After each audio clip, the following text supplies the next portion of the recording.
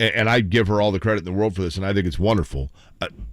She is an entertainer that a man or woman can take their 12-year-old daughter to go watch, and all three of them are going to enjoy it. Like she's, you know what I mean? Like that. Yeah. That is a true. That's a true gift to be able to do that to appeal to all people. And my understanding is her shows are absolutely incredible. Right. Just an incredible performer.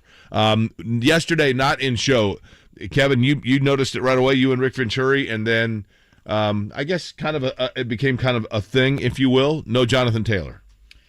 Yeah, there was, I guess practice started at 9 yesterday, and as we started to make our way through that 9 o'clock hour, and we looked out there, and I'm thinking, boy, Taylor is usually out here by now. He's usually out here pretty early in practice, but he was not present for the first time in 9 training camp practices. We'll play some Shane Steichen audio here in a bit on the Taylor situation. I would say Shane was slightly more expansive. I don't know if expansive does it enough credit, but basically he mentioned that Taylor was rehabbing. Taylor is rehabbing the ankle. So I guess we can throw out the back. If Shane Steichen is saying ankle on record, do we throw out the Jim Irsay leaked back information? I guess we can do that. So Shane Steichen mentioned just the ankle yesterday in terms of the rehab for Taylor.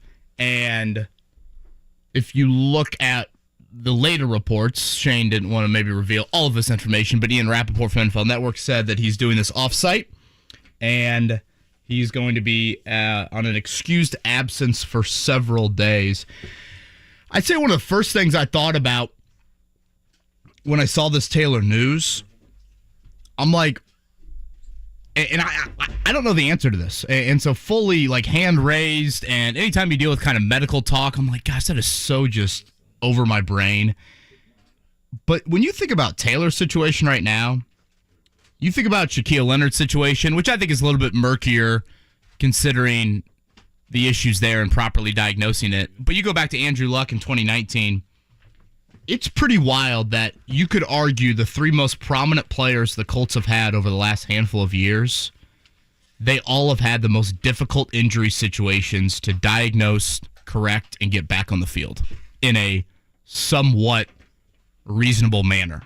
And by all accounts, Taylor's dealing with a high ankle sprain. And again, some of this is on the player. I'm not just sitting here like being like, what is going on medically? But it is just confusing to me, Jake, that when you look at Luck's calf situation, which didn't need surgery, now granted, again, as Andrew has said, that was obviously impacting his other relationships and a big reason why he retired. But the Leonard thing has been a multi-year issue, and now Taylor seemingly having an injury that should take maybe a month or two to recover from, and we're now in the 8-month span of it. Why is this happening to the best players on the Colts football team? Kevin, everybody has that group of friends from high school, right? Or that you grew up with. And there's one person in the group that everybody loves. Everybody loves them. You've known them forever. They're the staple of your group of friends. They're a main piece of the group of friends. But the rest of the friends are like, gosh, do you ever notice there's just constant drama with Jim? Like every time we get together, there's either drama with his wife or drama with like his work or drama with his parents. Like that poor guy's life is just constant drama. We love him. We love Jim. And I think Jim's even aware of it, and he makes reference to it every once in a while. But, man, it's amazing that Jim is like still a happy-go-lucky guy because his life is constant drama. But I've known him forever, so I'm not going to quit being his friend. Isn't that how people feel about the Colts? It's constant drama. I love them. They've been a part of my life for 40 years. But from Eric Dickerson's holdout to Jeff George's holdout to Craig Erickson not working out and Steve Walsh being the answer, and then Ted Marchibroda taking over for Lindy Infante, and then Jim Harbaugh leaving, and then Peyton Manning being drafted, but Ricky Williams not being drafted, and then, wow, there's stability, and so they win a Super Bowl, but then Peyton Manning gets his neck hurt, and so now Andrew Luck comes in, and that's cool, but then he went snowboarding, and so then Andrew Luck was on his way out, and no problem, we're going to bring in Phillip Rivers, but then, gosh, this great linebacker that we weren't expecting to be great has this weird ankle injury, and now it's his back, and Phillip Rivers is gone, and now there's another guy in, and he didn't get a shot, and he's a weirdo, and so he's gone, and now another guy came in, and we didn't know that we got a statue, and it's just constant drama, right? And it's just awful news that a month before the season, you have a guy going off-site for theoretically rehab, second opinion, however you want to look at it. I've mentioned here in the past few days, I think we're starting to reach some breaking points in this. At some point, Taylor's got to practice. I don't know. Maybe I'll be totally proven wrong next week. I found it odd when I asked Shane Steichen yesterday, is there a chance Jonathan Taylor practices in training camp? He didn't. He left that door open. I'm thinking to myself, I said to Mike Chappell, and God bless Chap, recovering from a hip issue. I go, Chap, I think there's a better chance of you practice in camp than Jonathan Taylor practices by next Thursday. I mean, you got to throw him out there in the joint practices with the Bears. It's Jonathan Taylor. And again, this is, I think, a little bit on Taylor, too. I think we have a guy, Jake, that has never dealt with an injury in his football life to an extent where it is sidelining him. And I'm sure there's some contractual stuff that's weighing on it as well. But I don't know if Taylor fully trusts himself to go out there and try and play at 80, 85%. And again, that's me projecting a little bit there. But again, it is very out of the norm for an injured player not to be at practice. That's very out of the norm for the Colts. Very out of the norm to go off site a month before the season is going to start. And we'll have Stephen Holder on in a little bit to discuss this. The injury situation with Taylor throws a massive curveball into all of this contract saga. But I believe before this ankle has lasted into the month of August, I think the Colts had kind of made up their mind. I think they had made up their mind that they were not going to pay Taylor. So I don't think his health is as big as the smoking gun in all of this that I think some people believe. I think the Colts had already made up their minds. And if you look recently at some of the comments, particularly Ballard never really referenced, I think he referenced it maybe one time, but he referenced other things in regards to Taylor's absence, or I should say Taylor's contract situation back on opening day of training camp. There was a brief mention of the ankle, and outside of that, it was a lot more of a, our coaching staff's got to evaluate everybody on offense. We're coming off a 4-win season, this and that. It was never really any sort of ankle thing. Again, when Ballard met the media on that report day, he didn't think Taylor would be on the PUP list. Here's another thing, Kevin, and I want to be very clear here. This is not me condemning the Colts at all, honestly. I think this is probably fairly the norm. But let's go back to drama. Derek points out very astutely, the entire reason for the Colts being in Indianapolis is rooted in drama. But Edgerrin James, remember the most famous moment in franchise history when it comes to injury was the famous Jay Moore call with Bill Polian. And that stemmed from the fact that Edgerrin James went and got a second opinion from Dr. Uribe in Miami about his knee, and he wasn't happy about the way the Colts diagnosed him, yada, yada, yada, whatever. I think Jay Moore was off base there, but whatever. Andrew Luck had a shoulder injury, and he decided to go off-site and have a doctor from Stanford that he more trusted, and yada, yada, yada. And then there's subluxation, and there's snowboarding, and whatever else. Jonathan Taylor. Well, he's not around the team because he's off getting treatment elsewhere off-site. Maybe I get it because people just want to be away kind of from the pressures or the scrutiny of a work circumstance. But Kevin, doesn't seem like every time that a player decides to go outside of the organization to get treatment, the drama ensues. Well, yeah, second and third opinions usually mean you're not returning anytime soon. Or you aren't happy with the initial answer, obviously, that you got, which I would think primarily comes from the team. And I continue to think there is a lot of strain on this Colts-Taylor relationship. And I think the trade request is very real. I think Taylor's venom is very real. And clearly the Colts, through some of their actions, they're doing a lot of running back homework. Whether it's the signing of Kenyon Drake, whether it's this reported visit from Kareem Hunt. I think I said this on the Monday after we had the Taylor trade request. Jake, if you have no belief that you're going to extend Jonathan Taylor, you have to trade him. You've got to get return on whatever investment you can with this situation. And I will. I don't. We can get into the Kareem Hunt thing. I don't necessarily agree with that. And if anybody wants to know my reasoning for that, first off, Google November 30th, 2018, and the Kareem Hunt kicking of a woman. But I mean, also just as a football player, if you want to look at that, his numbers have just really, really dropped as he reaches closer to the age of 30. I have real strong opinions on that. Yeah, I think it's an absolute. Honestly, I think it's pathetic the Colts would even bring him in for a visit. Frankly, here's Kevin. Let me just say this real quick, and I don't mean to jump in. And I know that this is probably a 30-second statement that requires a 30-minute explanation, but I'll say it real simply. Okay, and I'll say it real loud for the people from Decatur Central to Lawrence North, from Greenwood to Hamilton County. Kareem Hunt has a history of being a good football player, and the Colts' job is to win football games. I would stress past history, not recent history. The Colts' job, understood, the Colts' job is to win football games, okay? And it's in the best interest of the Colts to accumulate the best football players they can. Fine. However, if they want to bring in Kareem Hunt, they want to talk to Kareem Hunt, they want to kick the tires on that, pardon the pun, then that is absolutely their right, and as a football execution, it makes sense. But this is a franchise that has forever, like all of them do, but very few have done it more, and very few have convinced their fan base more that they are a franchise that believes in character first. And it's all good and well and happy and kumbaya to talk about that every time you talk about the draft and every time you talk about the free agency and every time you stand at the podium with your arms folded and your baseball hat on and say, we care about character. It's good. Then all of it becomes total BS when you bring in a guy that has a history of being suspended for half a season in the National Football League for violence on tape against a woman. Period. Just watch the video.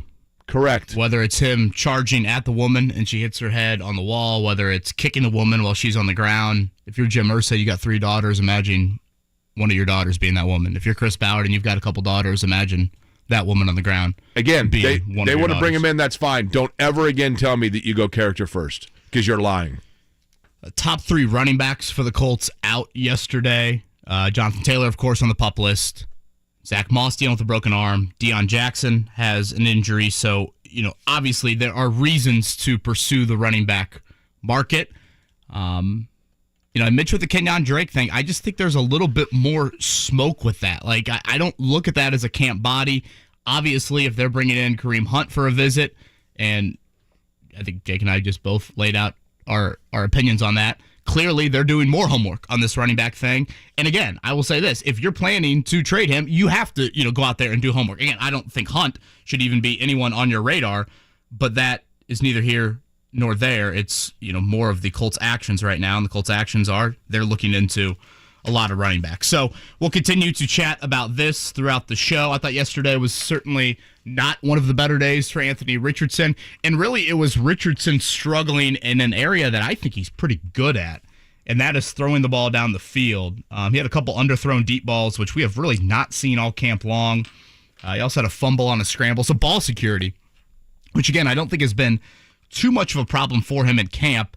That was the issue yesterday. It was Gardner Minshew back with the starters. So while Richardson has taken more starting reps through 9 practices, we continue to see no real kind of breakaway in this. The Colts released their depth chart last night ahead of their first preseason game on Saturday, and we've got a big OR next to the quarterback. That would be Gardner Minshew or Anthony Richardson as their starter. I don't imagine we'll get a lot of opposition on the Kareem Hunt takes, right? I would hope not, but at times, Jake, humanity never ceases to amaze me. Bless you. I encourage, and I don't even like using that word, Jake, just watch the video. Just watch the video. And then what did Kareem Hunt do, Jake? What did he do after the video? He lied. He lied about the video. Yeah, I don't know if I would have had the same venom before having a daughter, but it really. I'd like to think, and I think Chris Ballard's track record with roster moves, for the most part, has more of a character element to it than most. And I think listeners of our show, Jake, will know. But that one move, if they were to do it, takes away, it erases all of it. Mm-hmm. And again, it erases all of it. Speeding ticket, smoking, whatever. I'm trying to think of other off the field issues. Gambling on your team on an app. Kicking women. I got to draw the line somewhere. You think? Bottom line is, at that point, and I think it's pathetic to bring him in for a visit. I totally agree.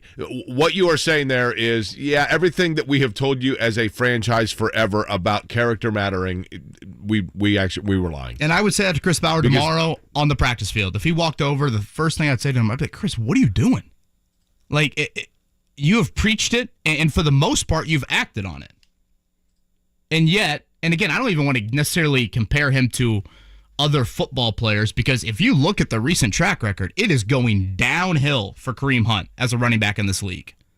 I mean, if you compare what Nick Chubb does with the Browns, and again, I know that Nick Chubb's one of the best running backs in the NFL, we're talking about a stark difference behind a great offensive line in Cleveland in their yards per carry. But for Jim Irsay, Chris Ballard, I think it's utterly pathetic they'd even bring Kareem Hunt in for a visit. Especially when he was about to sign with another franchise, right? Yeah, Mark, do we hear back from Dan Rossini at all? We did. She was unavailable today with ESPN duties. Maybe later this week. Yeah, we tried to reach out to her because, and Mark, feel free to refresh my memory on the exact wording on the tweet, but basically she had pointed out that Kareem Hunt was getting ready to work out for the Saints, was there on a visit, was getting ready to go on the field and work out, and then all of a sudden he got a call from the Colts, and the Colts were offering more money, and his agent advised him to leave New Orleans and come to Indy. Her exact tweet, and this is a quote tweet from a previous Adam Schefter tweet. She said, "How about this twist? Kareem Hunt was called by Indy before he even stepped foot on the field to work out with the Saints and was offered more money per source. He was advised to leave and head to Indy with the Colts for a visit." And Adam Schefter's original tweet says he'll meet with the Colts later today. I hope for the sake of the Colts and their fan base that does not come to fruition. I'm with Kevin. It's bad enough to even entertain the thought. You lose a lot of credibility there. Jake Love, Doug Boles coming up at 8. Brickyard week is here. Chase Briscoe, did you catch him at Colts camp? I don't know if I you did see him walking around yesterday with his family, right? Him and Alec Pierce and Mo Alley Cox caught up after practice, so Chase Briscoe was out there. Obviously a busy weekend over at IMS, so we'll have Doug Boles on at 8 to chat about that. Also, and I guess it's a tad random, but maybe we just keep driving up 31 and we'll get a decision on this later this week. Did you see the final 4 schools for Flory Badunga and his announcement, which I believe is coming this week? I believe those schools. You know what? We're gonna test my memory because I know he announced it 3 or 4 weeks ago, but I'm gonna see if I can name all 4 of them on the other side. Okay. Part of our Checkdown. The 4 schools for top-rated center out of Kokomo, Flory Badunga. You know what I want to imagine with this Badunga announcement coming the week of August 9th? He doesn't want to be a distraction for his Kokomo Wildcats soccer team. That's right. When they play Peru in a big matchup, I want to make sure that, you don't have people there that are asking him about that. He's later season Jamie Tart, not season 1 yes. Jamie Tart, right? Very accurate analogy right there. Good Wednesday morning to you. I know we got a lot of overnight rain, and it sounds like there's some rain potentially coming later today and tonight. No Colts practice today. There's only 4 left at Grand Park. They'll be out there tomorrow. That'll be Mark and I with Jake carrying Bob Kravitz out of Wrigley tonight. There's going to be a lot of duties on that end. So we'll be out there tomorrow morning. And then next Tuesday is our final show out there. Wednesday and Thursday of next week will be the joint practices with the Bears, and those are night practices with the Bears on that end. And speaking of the Bears, did want to get this in. Coming up Saturday, August 19th, the Colts take on the Bears. That is the preseason home opener. It's the only preseason game. And that is a Georgia Street tailgate from 4 to 7. Music kicks off with a live DJ at the Jack Daniels tailgate stage when gates open. Free entry, all ages are welcome. So Georgia Street must stop as you make your way over to Lucas Oil Stadium. Or even if you're not going to the game, just enjoy a Saturday night downtown over on Georgia Street. Again, good Wednesday morning to you. It is a nice start to this hump day here in Indianapolis. Kevin Aquari on 93.5, 107.5.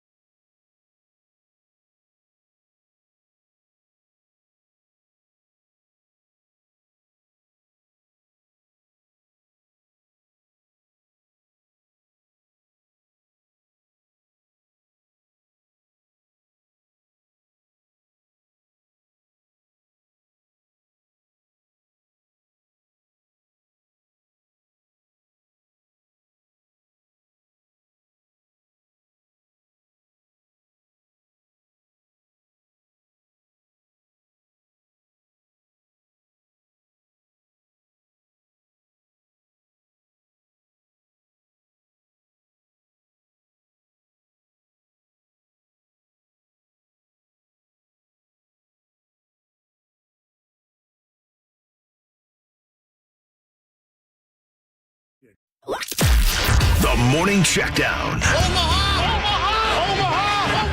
On 93.5 and 107.5 The Fan. All right, Jake, Flory Badunga, as we mentioned, he is down to 4 schools. Okay. His announcement is coming this week. You said you've got Here we 3 go. of the floor. 3 of the 4. Isn't there one of them that's kind of an interloper? Don't tell me who they are. But it's like 3 traditional powers, and then wasn't there one that's like, well, that's cool, but I wouldn't have guessed that. Yeah, I do think all of them have made recent runs, but there's probably one that you wouldn't label. Okay, Duke. Was that one? Uh-huh. Yep. Michigan State. Right state. Not the right Michigan. That's right. Michigan. Uh-huh. Kansas. Boom. And then the last one, give me the conference, which is almost impossible to remember these days. How about all 4 of these schools are in 4 different conferences? So you've got the ACC with Duke, you've got the Big 12 with Kansas, you've got the Big 10 with Michigan. Let's go down to the SEC. He was Alabama? He was front and center, I think he was, at the state final game. That would be Bruce Pearl and the Auburn Tigers. Right. Auburn. And not to get too deep into the weeds of this recruitment, Jake, but I don't think those are all like Kansas is not a Nike school, right? I don't think you have like Kansas, all Nike here or Kansas like all is Adidas. An Adidas school, correct. So, obviously I have no idea how this recruitment has gone behind the scenes, but just an interesting quartet of schools. Especially considering for Flory Badunga, there was a lot of discussion that Cincinnati was the front runner because the family that facilitated for him to come play in Kokomo has Cincinnati connections.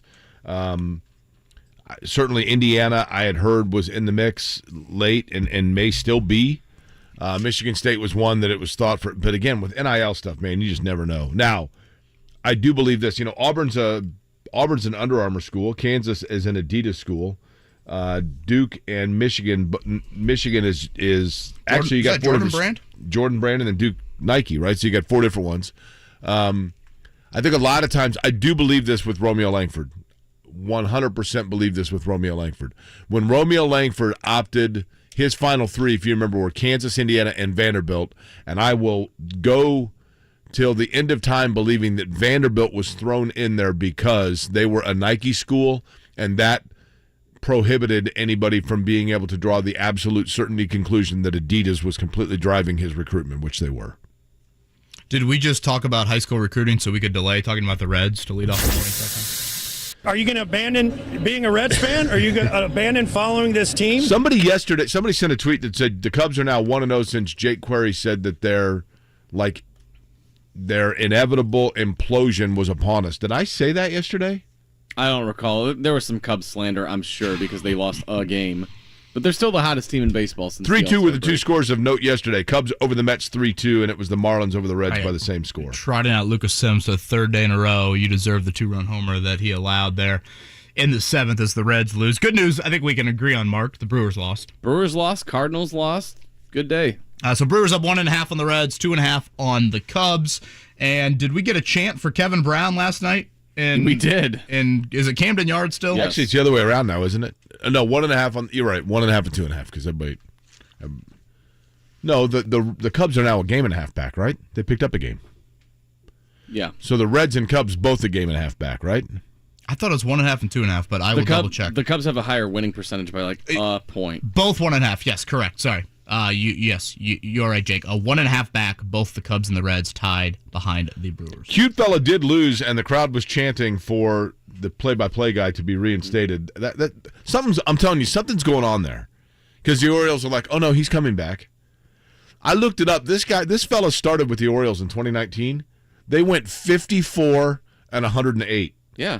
He's seen some crap baseball in his time. So He's that's the line in the sand. The line in the sand is pointing out that the Rays had like beaten them a lot of games recently. Maybe I'm trying to put on like my teacher hat a little bit here, but I hope this like sends a very public message to team broadcasts, team websites, et cetera, et cetera. It's okay to report facts. Don't you think the audience wants journalistic integrity, facts, more than they want sweeping stories under the rug and ignoring elephants in the room? Like I said, for a sport that loves statistics and like exit velo and all that stuff, and like you can't say, hey, we've sucked against the Rays. Simple win-loss stat. Yeah. Come on now. And again, he didn't say we suck. He just pointed out. Right. And they had a The facts on graphic that. to Actually, back it he up. was totally positive about it because he was saying, hey, they've played really well this year against the Rays.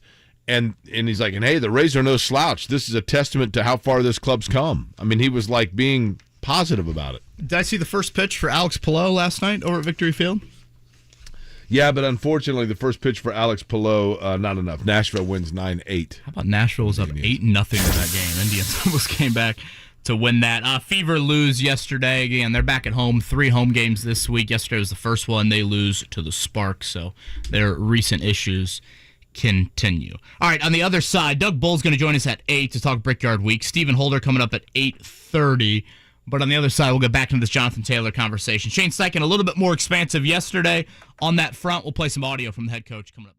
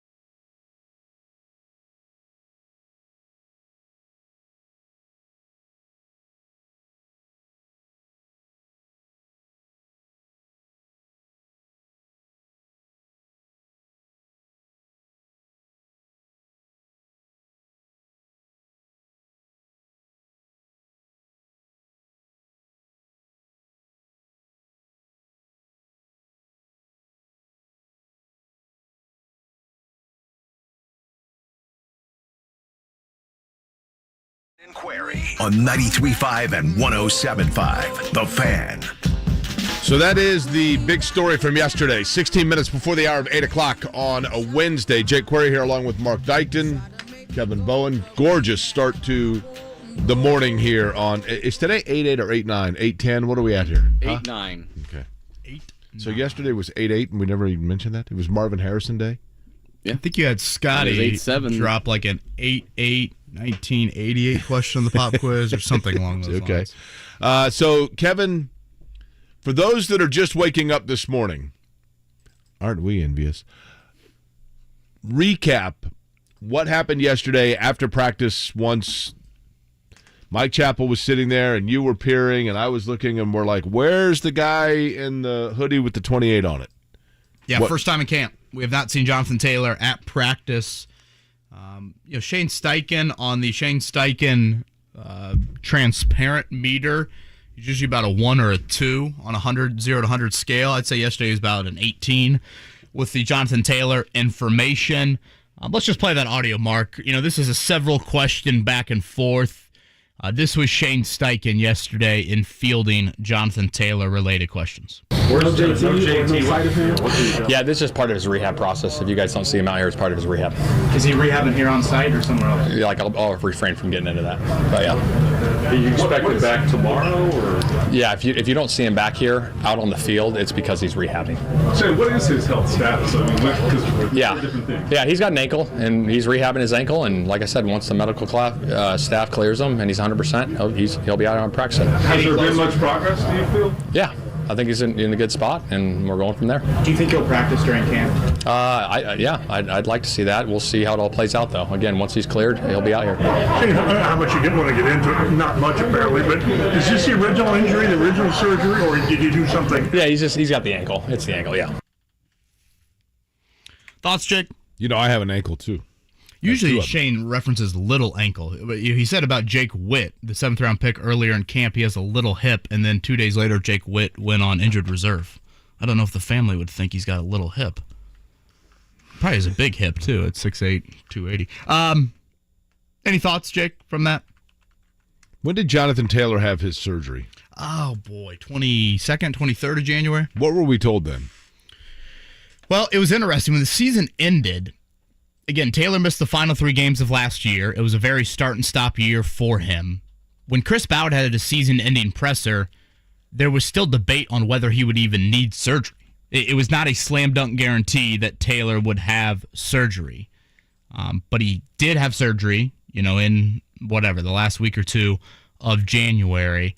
And I believe the thought then was, this sort of surgery and rehab should not take very long. 4-ish weeks, if that, maybe a hair longer than that. And here we are on August 9th, and you're still dealing with it. And this goes back to what I was saying to open the show, Jake. Whether it's this Taylor situation, whether it goes back to Andrew Luck in 2018, the Leonard thing, it is just odd to me that you have dealt with these marquee players with seemingly not the most strenuous injuries, not like torn Achilles or torn ACL, not injuries that you should be on the shelf for 10 months for, and yet the ability to properly diagnose, get them back on the field seems to be an issue. This report, January 29th, from Ian Rappaport, who's all-knowing. It never felt quite right, Taylor said of his ankle, as the star mentioned to NFL.com in a phone conversation. The season is tough enough, but when you have something hindering you, it makes you tougher. Taylor confirmed that he underwent surgery on his ankle in the 3rd week in January, done by noted expert Dr. Robert Anderson in Green Bay. Taylor injured his ankle in week 4 against the Titans and was never physically the same the rest of the year. Taylor underwent an arthroscopic debridement, I'm assuming I'm saying that correctly, a minimally invasive procedure to clean out his ankle. It was listed as extremely successful. Again, this was 7 months ago. Taylor referred to the doctor as the man, the legend. They found no structural damage. Doc, you're a legend. That thing had a bunch of junk in there from a bunch of years, Taylor said, laughing. Just finally had to clean it out and make sure I'm good to go. We finally had the time to get it right, make sure I'm 100% and ready to rock. That's all you can ask. It's a no-brainer. So now I can focus on maintaining my body and getting ready for the season. The number one thing is taking time to heal, he said. Number two thing is relaxing mentally after the type of season we had. Get healthy, decompress mentally. I'll be on my feet in no time. I will be ready to go. I mean, if that wasn't obvious that something stuck out that raised my eyebrows, it was that the problem is he got his surgery done in Green Bay, and we know. Packers suck! That's where all the issues are. Uh-huh. Jake, how much, if any, do you think this injury situation is impacting the Colts', I would say, rather steadfast nature and not offering Taylor a contract extension? I think the injury situation is impacting it because I think the injury situation is part of the disguise of Jonathan Taylor not wanting to be there. If Taylor had a contract, you think he'd be practicing tomorrow? Yes. Yep. Mm-hmm. I think and you don't. And again, correct me if I'm wrong. I'm not sitting here saying that Jonathan Taylor. I want to make clear here. I'm not sitting here saying that Jonathan Taylor. I have no reason to believe Jonathan Taylor is a liar per se, but I understand Jonathan Taylor's positioning, which is he is an unhappy camper, and he is coming off of a surgery, which makes it. I don't think Jonathan Taylor is saying to the Colts, my ankle is really bothering me and I need to go off-site to rehab. I think Jonathan Taylor and the Colts are at a standoff, and it's convenient to tell all of us it's because of the ankle. That would be my guess. I think Jonathan Taylor's really unhappy. Yeah, I think he's really unhappy, but Jake, I also think you've got a guy that is incredibly, and all of, I would hope all NFL players are like this, but I think Taylor takes it to another level. Beyond in tune with his body. We remember the stories about him at Wisconsin. They'd come back from road trips, everybody, hey, we're going to this party, we're going to this bar, we're doing this, let's celebrate the win. And Taylor's like, yeah, I'm going to go to the ice bath. Like, this is a guy that I think from a very early on stage of playing football, he has been pre-rehab more than rehab. And I know that some people can be like, oh, everybody's like that. Taylor, by all accounts, you talk to people at Wisconsin, was just different in that realm. And I bring that up to say, again, this is the first real injury of his career, and I'm curious if he fully trusts it. I'm curious if he fully trusts his body. And sure, there's probably some contract implications on that, but Jake, even before that, we saw it last year. There were days where we would preview games. We'd get to Thursday and Friday. By all accounts, it looked like Taylor was going to play. And then all of a sudden, 28 put his hand up in the air and said, I don't know.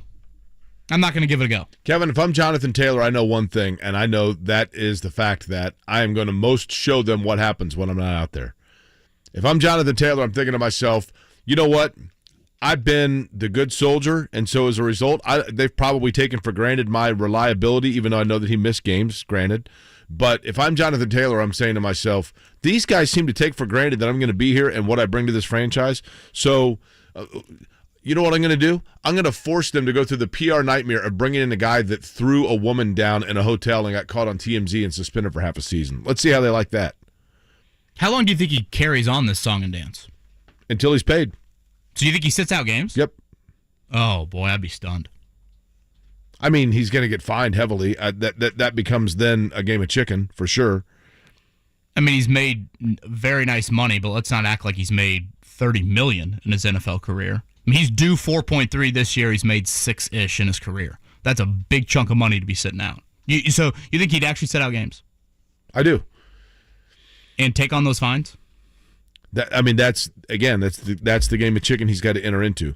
The thing is this, and I agree with the text message I just received, okay? It's unfair, admittedly, to constantly compare the two franchises in this town. It's unfair. But it gives us a barometer by which we can compare the way things go. And I know we got Doug Boles coming up. I'll simply say this. The Pacers did a remarkable job a year ago of turning things around. Even if the Pacers didn't necessarily turn things around on the floor, people believe they have turned things around on the floor because they found a franchise player that people like, and they were transparent. The Pacers right away said, you know what, we're not going to be very good, and we're going to try to get young players that people can rally around. And Kevin Pritchard was totally up front and said, you know what, Victor Oladipo broke my heart and Paul George surprised me, and I got duped, and I don't want that to happen again, and so here's my game plan. And people assumed they were lying, and then each time it was like, gosh, you know what, they were right. They said they were going to hold on to Buddy Hield, and he's still here. They said that they wanted to re-sign Tyrese Halliburton, and they did. They said they were going to struggle and be inconsistent, and they were. But they said that they believed in the plan, so I guess I need to now as well. The Colts, on the other hand, need to learn from that because the Colts, while there are a lot of things about the organization to like, transparency has not been one of them.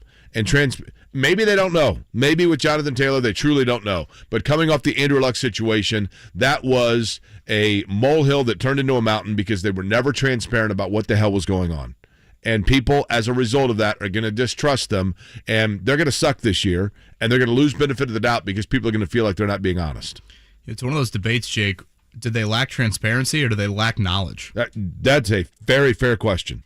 And that's what I'm getting at with very this. Fair question. Why is this Taylor injury lingering for so long? Why was the Leonard thing so... And again, that one you might just chalk up of rare injury situation, very hard to diagnose. Why was the Luck thing such a murky situation? They look like a kitchen with 3 different chefs.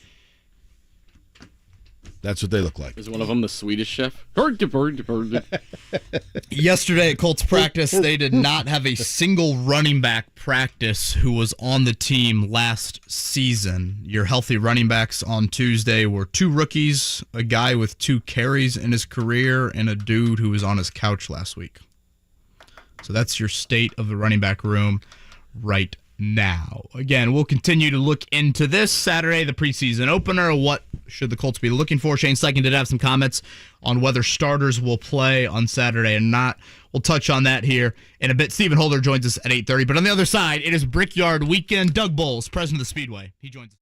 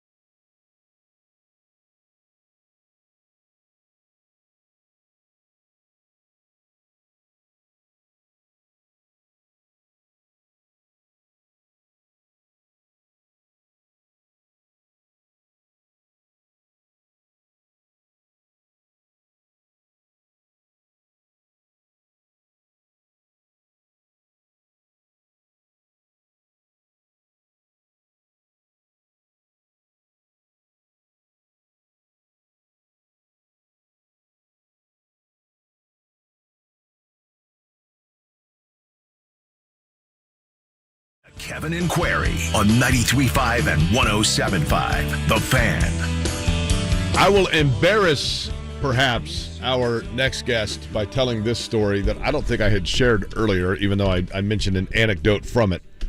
I don't know, 2 weeks ago, something like that. I was coming back from Toronto for the IndyCar race, had a layover in Charlotte where I ran into Doug Boles and his family, who were also coming back, and were sitting there at the gate while we were delayed, and we're all just kind of standing there hanging around killing time. And I didn't even, catch it. I didn't even notice it. But there was an elderly woman pushing her husband in a wheelchair, and in the fastest blink in the flash of an eye that I've ever seen, without prompting or anybody even mentioning anything, Doug Boles' son Carter jumped into action and immediately relieved her of her duty, grabbed the wheelchair, and then pushed. And he was gone then, I think, for 30 minutes. Apparently this woman was flying out of Greensboro. And Carter pushed the wheelchair and talked with the folks all the way to see them to their gate and make sure they safely went off, and then returned and got back in line and ate ketchup, tomato-flavored potato chips with us. And I thought it was a very commendable moment, and I thought it spoke volumes about the people that I was standing there at the gate with. Joining us now on the Payless Liquors Hotline, Doug Boles, the president of the Indianapolis Motor Speedway, set to spring into action and do whatever he needs to do to help people out this weekend at the Speedway. Good morning, Doug, on a race week. Yeah, good morning. It's funny. That was a great story. I was thinking you were going to go right to the ketchup potato chips, but Carter did help those folks. I think he was just going to help them get up the steep hill there, and then he ultimately, I think, took them to their gate, and then got them sorted out, and then came back and hung out with us. So that was fun. No, yeah, but we are definitely race weekend, which is fantastic. I hope we have this weather we have right now this weekend. Go Carter and go Doug. That's right. On that end of it. Doug, any changes from recent years? I know this format that will be here this weekend is pretty similar to what we've had here in the past couple of years, but for fans that, I don't know, maybe haven't been out there or have, any tweaks to the schedule? Yeah, I mean, the only real tweak to the schedule is we've added Indy Next, or as Indy Lights for those folks who haven't heard that we've changed it to Indy Next. So there'll be an Indy Next race on Friday evening, which will be fun to have, and then other than that, it's pretty much the same. You've got the Xfinity Series, the Cup Series, and the IndyCar Series all together. So it will be Saturday, other than the Indy 500 and maybe the BC 39, it's my favorite race day of the year at the Speedway just because there's so much activity at the racetrack. And then obviously on Sunday when the Cup cars get on track, that's the only thing that happens on Sunday. But that's a big event as well. So, Doug, kind of a dumb question. I think I know the answer, but for those that are listening and may not, in terms of, so you have the Friday, Saturday, Sunday, can you buy strictly individual day tickets, right? You don't. There might be some people that think to themselves like, well, I'd buy a ticket, but I can't go on Sunday, et cetera, et cetera. You can buy individual days, correct? 100%. You can buy Friday, you can buy Saturday, you can buy Sunday, you can buy 3, you can buy 2, 3, however that wants to go. And remember, we do try and make it easy. Kids 15 and under are free. So if you've got as many 15 and under you can stick in your car, they're free. So we try and make it simple for fans to bring families as well. Will this be, Doug, and I'm not leading you down here because I don't know the answer to this, so I'm admitting my naivete. Is there the possibility that this is the last chance people are going to get to see the Cup cars on the road course, because that could change next year? And in addition to that, the essentially triple header, if you consider IndyCar, well, I guess quadruple, IndyCar next, Xfinity, and Cup. In terms of the all-encompassing potpourri that we see this weekend, is there a chance that people need to do it now? Yeah, I think there's a good chance that this is if it's not the last time, it may be the last time for some period of time. It's just going to depend on what happens ultimately with the decision to go to the Oval at some point in time for the Cup race someday.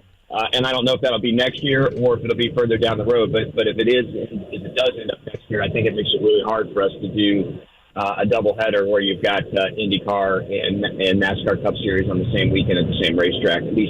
At least at ours, because you're not going to put IndyCars on the Oval if you put the Cup cars back there. So this could be the last you see that, at least in the near future. But we haven't made that decision yet. We're working with NASCAR to figure out what the plan is. But I encourage people to come out regardless because it'll be a fun weekend. Would that decision be made by NASCAR or IMS?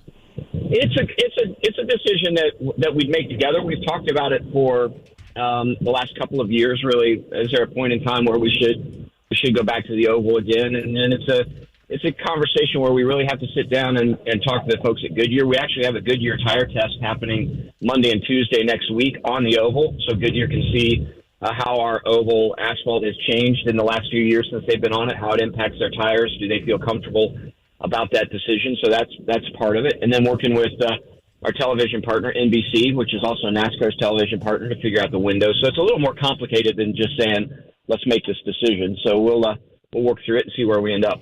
Doug, if and when it goes back to the oval, that would again be the Cup race, what would that mean for the IndyCar road race in the month of August? Obviously, we've got the one 2 weeks before the 500 in May, but what would be the ramifications of that IndyCar related with that second road course race? Well, that's a great question, and it's one that we're working with Jay Fry and Michael Montry and Mark Miles on how do we look at the IndyCar schedule and how does the Indianapolis Motor Speedway fit in it beyond the month of May. My guess is that IndyCar would likely have to find another event to replace the road course at Indy. I don't think we do a standalone road course race at Indy if it's not with the NASCAR series. Doug Boles is our guest, president of the Indianapolis Motor Speedway. Again, all the activity getting underway on Friday, Saturday, and Sunday. And now, if I'm not mistaken, Friday is strictly like practice and qualifying days, right, Doug? So Friday, except for the Indy Next race will be Friday, but yes, it's just practice and qualifying. Practice for Xfinity, qualifying for IndyCar, and practice for IndyCar, and then Saturday will be Xfinity qualifying and race, and IndyCar race, and Cup practice and qualifying. Doug, last one from me. What are we, 2.5 months, I guess, out from the Indy 500? I know we had you on that Monday right after the race, and I know the debrief in the less than 24 hours after the race can be a little bit different than it is 2.5 months. So just big takeaways from this year's 500, and if you don't mind, could you comment on the Kyle Kirkwood tire situation and kind of what were the findings on that front? Yeah, I think our big takeaways, the biggest thing, again, the traffic. We had still having little bumps with the traffic and just trying to work through that and understand how we can continue to make it better. The challenge is it's 330,000 people coming at the same time and leaving at the same time, so there's always going to be traffic, but trying to find out ways to make that a little bit easier. On the Kyle Kirkwood incident, obviously, that was a pretty frightening incident for a lot of us, and especially for those folks that were sitting in turn 2 over there as that tire decided to leave the venue. IndyCar, immediately sent that tire off to Italy and did a complete breakdown with our friends at Dallara and trying to understand what had happened. The tether on the race car actually worked, so that was the good news. They found a couple of components that they were able to add a new collar or ring to it that should eliminate that problem in the future. It was one of those things that I think is sort of a freak accident. It was just the perfect storm, but we learned from it. And IndyCar made that announcement maybe 4 or 5 weeks ago that they'd come up with this new collar to really keep that from happening again in the future. But that was definitely one of the more frightening moments in my 13 years at the Speedway, as I was on a golf cart heading over to turn 2 and having no idea really exactly what we were going to see when we got there, and really fortunate that wasn't a lot worse than it was. But I love the fact that the IndyCar series is just so quick at focusing on how do we fix these problems. And Roger said it immediately after. Roger Penske said immediately after, the most important thing we have to do out of this Indy 500 is figure out why that happened, make sure it never happens again. And when you got that support and direction from the top, it makes it a lot easier to get it done. I actually wondered, Doug, and you tell me if this was even explored. Like in baseball, they expanded, lengthened the nets that go along the third base line, and then you go to a game and you're like, gosh, I didn't even notice it. You know what I mean? Is there a chance they would increase the height of the catch fence? We've looked at that a little bit, and our catch fence is about as high as any catch fence around the country or world as it relates to especially oval racing. And looking at the angle of that, I don't know that the fence was really going to make much of a difference for where it got kicked from Kyle's car. So the biggest thing is to make sure it just doesn't come off the race car. And then we continue to look at, the fencing and those pieces. But right now, I think the fence was probably fine. It's just a matter of making sure that that doesn't happen. That doesn't happen again in the component of the race car. One of the things, Doug Boles, that I think is cool. Doug Boles is our guest on the Payless Liquors Hotline. He's the president of the Indianapolis Motor Speedway. Full weekend of racing this weekend between IndyCar, Indy Next, the Xfinity Series, and Cup Series as well. Doug, one of the things that's fun, and I know that you know that I think this is fun, but in your capacity, every so often, I don't know if it's intentionally or serendipitously, you will discover or come across some historical pieces or archives or paperwork or something from yesteryear of the Speedway, and you go, holy cow, I had no idea this was in this box. What's the latest discovery? What's the latest thing that, like, all of a sudden invigorated you where you're like, wow, this is a pretty cool piece of history at IMS? It's funny. It's funny you say that, because I literally right now am sitting at Crown Hill Cemetery, getting ready to go have a meeting in here. But kind of being a fan of the history, and obviously Carl Fisher starting the Speedway. I don't know if you've read the story about J.J. Hammond, who was a New Zealand fighter pilot, and was flying a demonstration here in the U.S. in 1919 in Greenfield, and was flying back over to land in Indianapolis, and had a couple of people on the plane with him, and ended up going down and crashing at what was called the Marion County Poor Home property, which was immediately adjacent to the Indianapolis Motor Speedway in September of 1919. And he and one of the guys in the plane were killed, and another guy broke his leg and was fine. Lieutenant Hammond's family, wife lived here, went back home, had him cremated, and left the ashes here to come back and pick them up later. And supposedly they're still in Carl Fisher's mausoleum, where Carl Fisher said they could keep them there until the family could come back and get them. So that's the thing I'm trying to figure out right now. Is that a true story? And is J.J. Hammond still here in Indianapolis at Crown Hill Cemetery alongside Carl Fisher? Now, and I'm saying this 50% out of total curiosity and envy, and 50% somewhat flippant, but like the mausoleum, for those that are unfamiliar, Carl Fisher, who was the founder of the Indianapolis Motor Speedway, the initial brain trust of South Beach in Florida, amongst many other things, has a small mausoleum. I mean, it's big by cemetery standards at Crown Hill.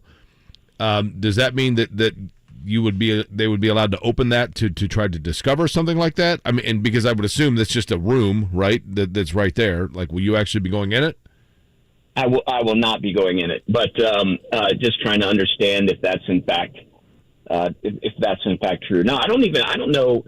Be interesting. I will ask when the last time somebody was in there. I believe his parents may be in there, as well as a young son who died at a young age. So just really interesting stuff you read and you find out as you're kind of going through the history of the Speedway. I was really studying more about the aviation connection to the Speedway, especially around World War I, and then Eddie Rickenbacker, who bought the Speedway, and just sort of the connections, how folks, in aviation and automobiles in the early 1900s sort of ran in the same circles, and that was one of the ones that I came across. It's just a fascinating story. And for those that don't know, by the way, at Crown Hill Cemetery, you can download an app when you visit Crown Hill that has the historical resting places of different racing, everything from race drivers to, as Doug had mentioned, dignitaries.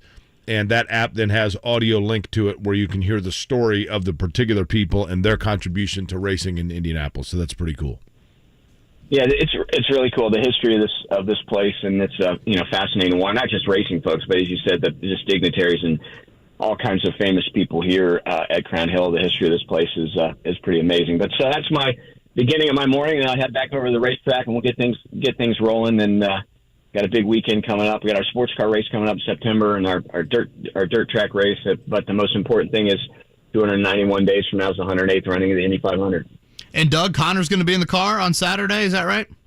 Yeah, Connor's going to get to run the Xfinity race, which will be fun for him. He's done 3 Cup races in his career and 3 truck races and 1 Xfinity race. So this will be his second Xfinity race. And interestingly, the guy that called in, Tommy Joe Martins, who runs Team Alpha Prime, was actually Carter's driving instructor when Carter went to the Ron Fellows Racing School outside of Las Vegas a few years ago. So funny connection there that Tommy Joe, who runs that team, I was Carter's racing instructor back when we went to driving school together in Vegas a few years ago.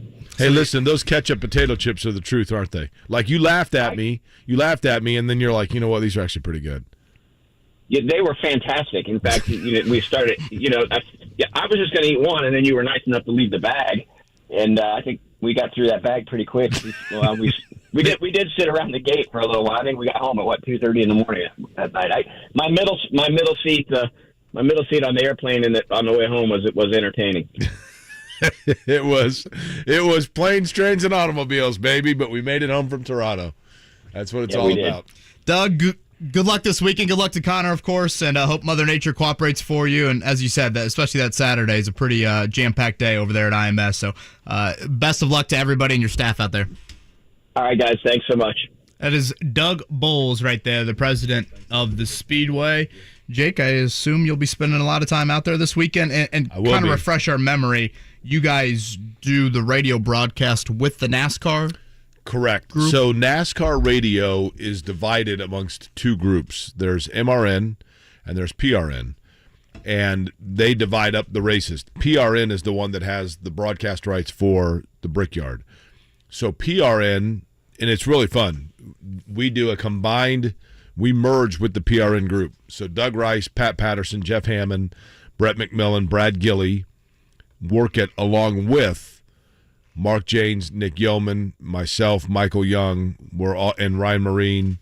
So we merged the two groups together to go out into the different turns. I will be in what is turn 2 of the oval, but that is turn, I think it's 9 and 10 as they come back on the road course, as they work their way onto the oval and then back into the little final stretch of the road course in turn 1 of the oval. So I'll be up in that area.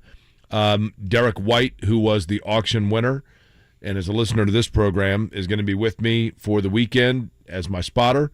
So I think we'll have fun. I think we'll have a lot of fun. And, in all honesty, for the road course, that particular course I think is the perfect size for the Xfinity cars, because the Cup cars there was more passing than I think people anticipated, but it's perfect size for the Xfinity cars to go 2x2, side by side through turns, and it gets pretty crazy.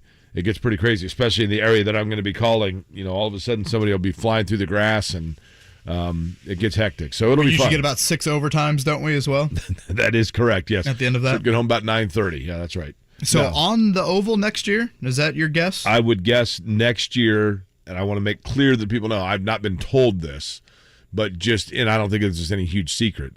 My assumption would be next year that the Brickyard is back to the oval, and that IndyCar is not necessarily part of that weekend, because IndyCar, to make up that date, will be racing back at the Milwaukee Mile at some point. Duck pretty much just said if they go back to the oval that IndyCar would not have a second road course race at IMS at all, like during any other months of the year. Obviously, they've got the one in the month of May, just 2 weeks before the 500. But so potentially some changes coming up, not only to IMS's schedule, but NASCAR and IndyCar as well. All right, Stephen Holder is going to join us here in about 10 minutes. We'll talk more Colts with Stephen, who has been, I think, pretty locked into this Jonathan Taylor situation as best that he can be.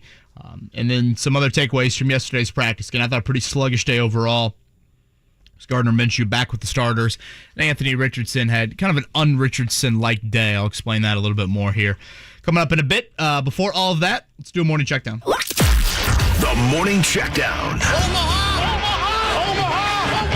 On 93.5 and 107.5 The Fan. Did you guys ever watch, it might predate both of you actually, Jenny Jones or Ricky Lake or any of those trash television daytime shows that was back like in the wheelhouse. I was going to say, what are you talking yeah, about? Yeah. Okay. At one point, I thought Maury was my uncle. What? I had just such a great bond. You with are Maury. not the uncle. That's what he said. The Jenny Jones and Ricky Lake in particular always did makeover shows, right? Mm-hmm. They're going to do makeovers for this person, and then I kind of turned the channel when those shows. Yeah, those were lame for sure. But did you see who got a makeover? Oh, a happier looking fellow, a friendlier looking fellow. They decided perhaps to just give a little bit of an old school jovial nature to him. Purdue Pete with a new look. Whoa, for 2023. Can I see a picture? Yeah, I saw a picture on the news when we had Doug on. Here's the new Purdue Pete, Kevin. I don't know. I'm still a moving strong stuff jawline. Yeah, but he's got like a little bit of half a smile, right? Is Purdue Pete on the Mount Rushmore of most intimidating, frightening mascots, along with the Providence Friar? I have always said this. Are there any two coaches who more grew to look like their mascot than Gene Cady with Purdue Pete and Mike Krzyzewski with the side profile of the Duke Blue Devil? Coach K, that side profile for sure. I mean, it's unbelievable. For sure. Unbelievable. Yeah. Purdue is Boilermakers. I thought Tiller even Boilermakers. I thought Tiller even looked like Purdue Pete there for a minute. Yeah, a little bit. Purdue, not one of the four schools, by the way, that is in the Final Four for Flory Badunga, the talented center out of Kokomo. But this week will be the announcement. Duke, Kansas, Michigan, Auburn, and then probably some late school like Indiana or Cincinnati that jumps in. What's the Flying Okra school? Maybe he'll pick that one. Delta State. There you go. Yeah. He's not Dark going horse. to Pittsburgh State with Dallas Flowers there. Major League Baseball from yesterday. The Reds gave up a 2-run shot in the 7th. Lucas Sims, for some reason, pitching on a third straight day, probably because the bullpen stinks. The Reds lose 3-2. The Cubs win 3-2. The Brewers lose. So, Jake pointed out in the opening hour, you've got the Cubs and the Reds 1.5 back. It is a day game for the Reds. Buddy of mine's heading down there for the game. He just alerted me. We've got Johnny Cueto on the mound for the Marlins. Really? Cueto. Well, where are you going to go? Cueto. You remember that? The Pirates game? Sure. 12:35 first pitch. Day game for the Brewers. For Mark's Cubs, it'll be a night game in New York. I always liked Cueto. Yeah, I like Cueto. I had an Edison Volquez t-shirt. Another one? Do you remember Edison. Volquez? Oh, yeah. I have an Edison Volquez bobblehead called. I went to a Reds game. It was bobblehead night. I was going to wear my Ellie De La Cruz shirt, and then he struck out in the 8th. Is he starting? The shine is off Ellie De La Cruz now. Yeah. Is water finding its level there? Still, I think the entertainment. I mean, he's got a there. serious problem because the bat velocity's at .081. That's a serious issue. Fever lost last night to the Sparks. They're home Thursday and Sunday the rest of this week as far as Colts camp is concerned. Again, we'll continue that conversation coming up with Stephen Holder here. Purdue Pete looks kind of like the Kool-Aid guy. He's like bursting through the wall in this image. On the other side. Yeah, that is more of a cartoon look. Yeah. Or more of a Nickelodeon look. That was Fat Albert. That was not well, the that's Kool-Aid true. Man. But what does the Kool-Aid Man say? He says, "Oh yeah." That's right. Oh yeah. Sorry. Mark all over it. Sorry. Yeah. No Colts practice today. They will be back to work tomorrow. It's a 10 a.m. session. It'll be Mark Dykton and I up there with Jake at Wrigley tonight for the Pete Springsteen says against concert. like St. Mary's or who was it this year? Fairleigh Dickinson. Fairleigh Dickinson. You know what they say? Oh no. St. Peter's, by the way. St. Peter's, sorry, Randy Bennett would be ashamed that you compared St. Peter's to St. Well, St. Mary's Mary's. blew Indiana off the floor. I got my disappointments confused. How great was that Randy Bennett conversation with him? Oh, Seems like he's a good dude. He's the best. But again, the Colts 4 practices left at Grand Park. Again, tomorrow morning, Tuesday morning, Wednesday, Thursday, the joint practices with the Bears. And we'll also start to look ahead to Saturday. That is the preseason opener with the Buffalo Bills. In Buffalo, how much will the starters play? Will they play at all? We'll discuss that coming up here in a bit. Kevin Aquari on a very nice start to this Wednesday morning in Indy. Oh no.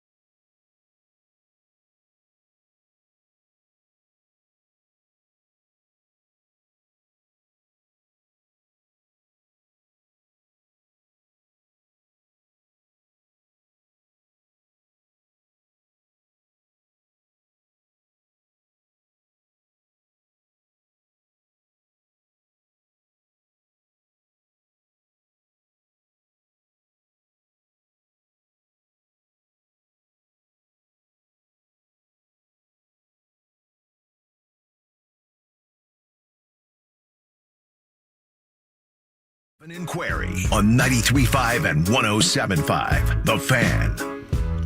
Stephen Holder going to join us here in just a second. Again, an off day for the Colts today. I thought yesterday, Jake, when we were talking about the Tuesday practice, it was like, okay, will we see Richardson for another day with the starters? Because I think if we saw that yesterday, it'd really be the first time we've seen kind of a true separation in those quarterback reps. It was Minshew again. And I thought Richardson with the second unit really kind of had an uncharacteristic day for him in that underthrew a couple deep balls, and that's usually, I think, where he's kind of at his best as a thrower.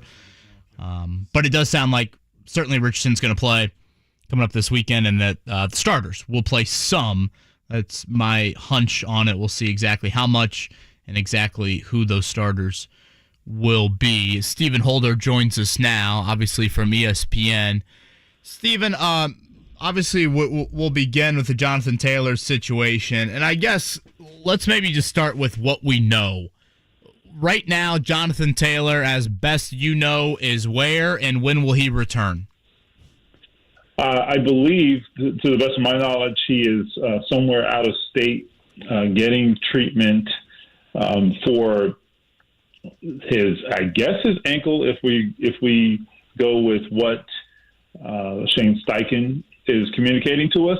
Whether there are some associated issues, that's still unclear to me, and what they exactly are. But as you said, let's stick to what we know, right? So what we're told is he's getting treatment on the ankle. He is doing that elsewhere. That will last at least several days. So I expect his absence to, at this point, I'm guessing we don't see him the rest of this week, is my guess, educated guess. And what happens after that still remains a mystery. I would add that he would still like to get traded if that is a possibility. That still remains a desire of his, and it remains to be seen whether the sides can come together and find a compromise, because that would certainly be best for everybody. I don't know if you know this, but do you think his team believes that he could get traded without practicing? That would obviously take a lot of sign-off from another team from a medical standpoint on Taylor. Good question, and a fair question. I haven't gotten clarity on that. I think that, well, let's put it this way. What's been told to me is that his medical issues are not super serious, okay? Because if they were, first of all, this wouldn't even be a conversation, because you couldn't have the audacity to ask for a contract extension or demand to be traded if there was some doubt that you could play. But there is, I think, a relationship to what happened last year and what's happening now. And by that, what I mean is he doesn't want to, if I understand correctly, be sort of burdened by any little lingering issue. He wants to get back to 100% to start the year. He certainly won't stay there if he plays, because you're going to get banged up. That's just football. But he wants to start at least, in a good place, so that he's not struggling to overcome an injury all year as he was last year. And ultimately that did not work out. It didn't help the Colts, and it didn't help Jonathan Taylor. So I get your question. It's fair. And I don't have complete clarity, but I do not believe what he's dealing with is something that will keep him out for any length of time or endangers his season or anything like that. That is what I understand. Stephen, Jonathan Taylor had his surgery in January. At the time, he said, it was really minor. I got everything cleaned up. Now I'm going to be good to go. I get the fact that when it comes to the human body, we really don't have any idea on timelines, curveballs, etc. I'm a cynic by nature. Is there any chance that while Jonathan Taylor's ankle may not still be 100%, that if he was right now currently under a contract that he really liked, that he'd be out there, and that this is actually, the ankle is a real convenient way of him just saying, I'll let you see how much you miss me? Possible. It's certainly possible. I think getting the absolute truth here is hard because we haven't heard from Jonathan. So that is what makes all of this, that's what leaves us with a level of speculation. No matter how we try to stick to the facts, we always end up in this sort of zone where we we get into areas that we can't fully explain because we haven't heard from Jonathan. So that would certainly help if he was to come out and answer some questions and give his point of view. I mean, I think Jonathan Taylor is a pretty credible guy. I mean, he has always been, pretty, I think pretty easygoing with us as media is concerned, and a guy who is very likable and intelligent, et cetera. So I think he would have a lot of credibility if he came out and said some things and cleared things up. But failing that, it is hard to really know. Now, your question is it kind of suggests, or it kind of points to part of the problem here is it's kind of hard to really give an accurate assessment of what's happening because there are too many unknowns, or at least some areas where we just don't have enough specifics. So sometimes it's even hard to know, like, where you even stand on the whole thing. Like, what do I think? I don't know what I think sometimes, because there's too many things we don't know. Chris Ballard is on record as saying that character is an important aspect of what he looks at in a player. Virtually every franchise says this. And I think, for the most part, the Colts have walked it.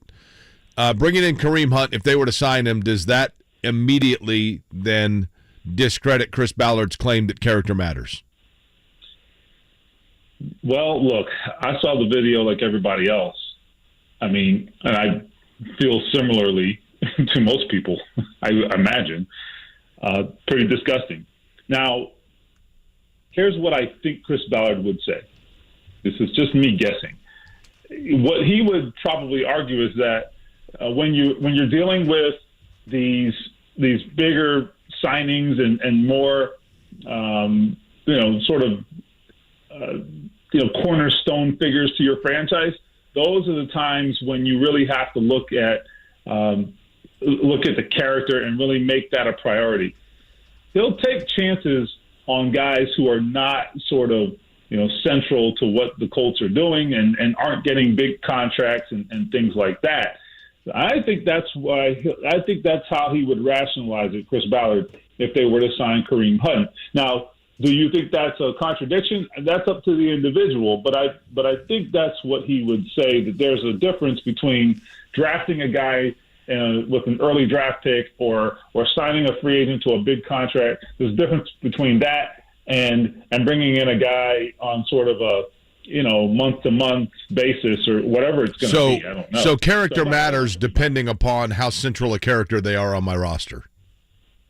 Yeah, I mean, like I said, I don't know if everyone buys that, but he has kind of hinted at there being a little bit of a distinction in the past.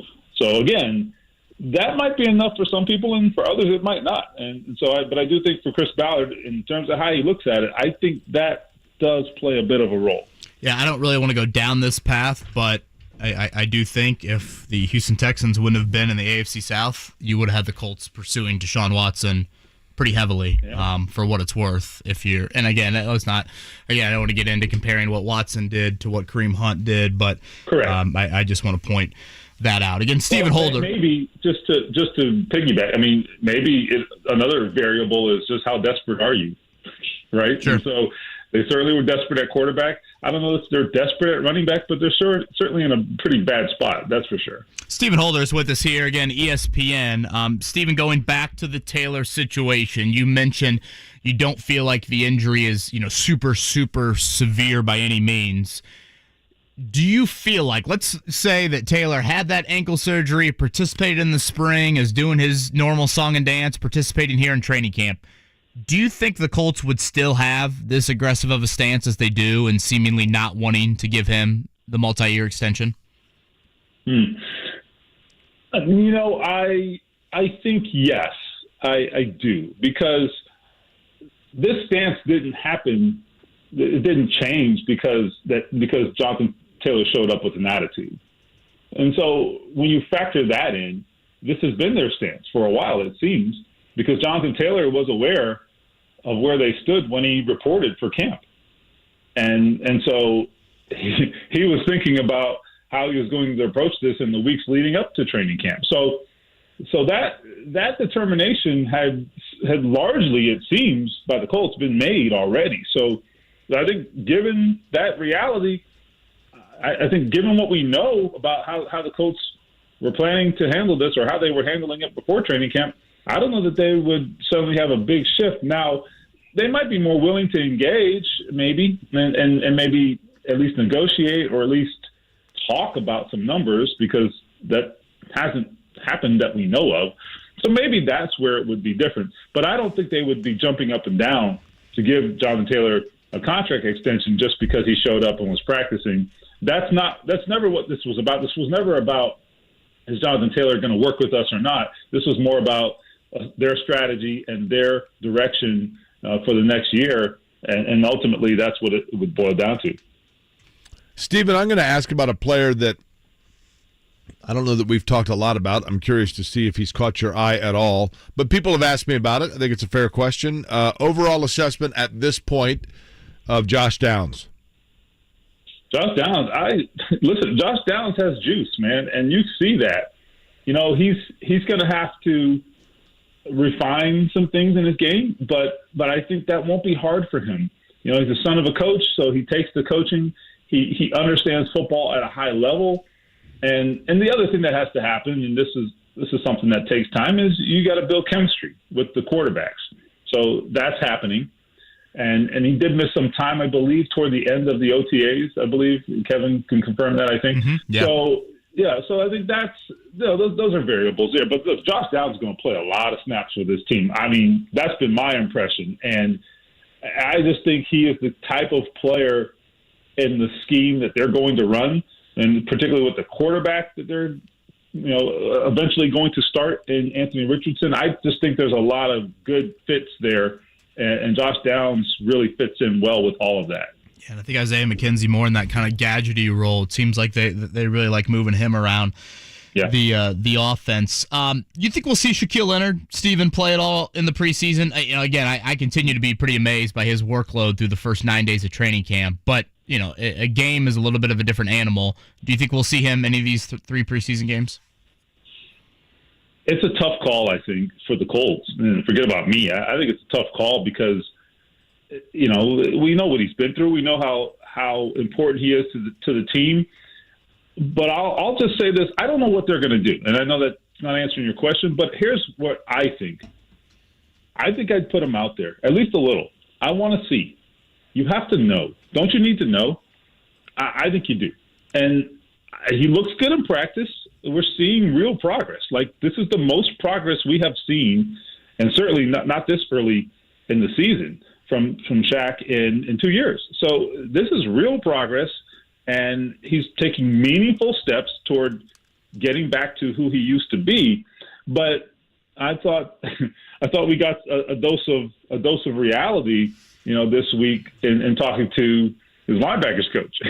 So he said, look, the question remains, is he going to be the guy he used to be?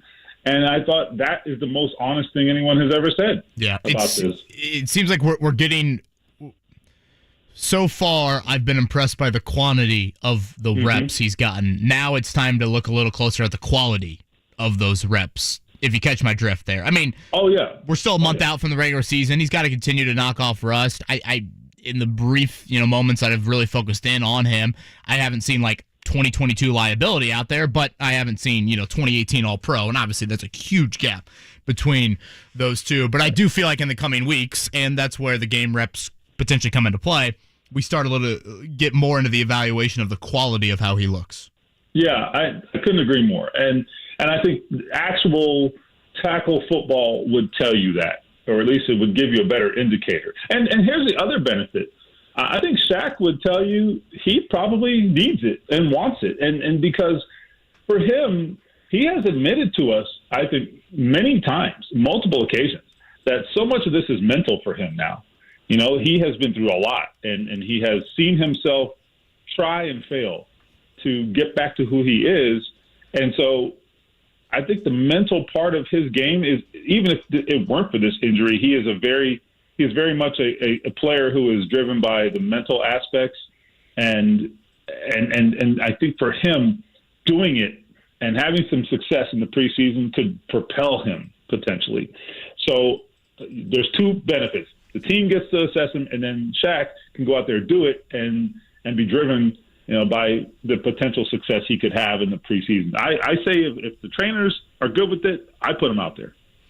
One of the guys we haven't talked about, Stephen Holder's our guest. ESPN.com is where you can see his work. Payless Sickers Hotline is where you're hearing his voice. Running back Evan Hull, who out of Northwestern, we had him on the show shortly after he was drafted. And I don't think that anybody is under the assumption that, a late round draft pick for a running back means that you are automatically going to get in there and get reps. But now all of a sudden, it's a position that does seem to have some need for Indianapolis. Has he gotten significant looks, and if so, he has looked in what way? Oh, I think as a pass catcher, he has all the potential in the world to be a legitimate third down back. Whether that happens this year, I don't know, but it could. Look, even if Jonathan Taylor comes back to the lineup, there's still room for a third down back. Jonathan Taylor, for all his talent, is not always the best option on third down. I mean, his pass protection is his biggest weakness. And I love Jonathan Taylor, but that's a fact. I mean, we've seen it. His pass protection is at times poor, and that's something he's got to work on. And he can catch the ball out of the backfield, and I think has the potential to be very productive doing that. I mean, we have seen him take plays to the house by catching the ball as a checkdown option, but it's not the foremost part of his game. So there's room for, at least at times, a third down running back, and Evan Hull might be the best equipped to do it. I mean, Deion Jackson is a good pass catcher and a very productive receiver out of the backfield. I don't know if he has as much juice, though, as Evan Hull, and that's where I wonder if Hull is a better option. And we'll see. He's got to do it with the first-team offense on a consistent basis against the starting defense, for us to know a little more. But that is, I think, a real possibility. And we talk about, you just mentioned, Jake, him being a late-round pick, and I agree. You don't make any assumptions about those guys, but there's a couple of positions where late-round picks can immediately step in and play and get opportunity. And running back is one of them. Tight end, safety, positions like that. You can see guys step in as rookies despite not being highly drafted and have an immediate impact. And running back is at the top of that list for me. All right, Stephen, last one, and apologize to throw all these numbers at you. There's 12 quarters in the preseason, 3 games, 4 quarters each. If I threw the number of 4.5 quarters at you, you think Anthony Richardson plays more or less than 4.5 quarters in the preseason? Good question. I'd like it to be slightly higher, personally. I really would. And I think there's a chance. The question is, like this weekend will tell us a lot. Do they want to be careful? Do they want to hide him? And be sort of mysterious? I don't know, but this guy has played what? I mean, I think the number of starts he has at quarterback is like ridiculously low, and I'm talking about even going back to high school.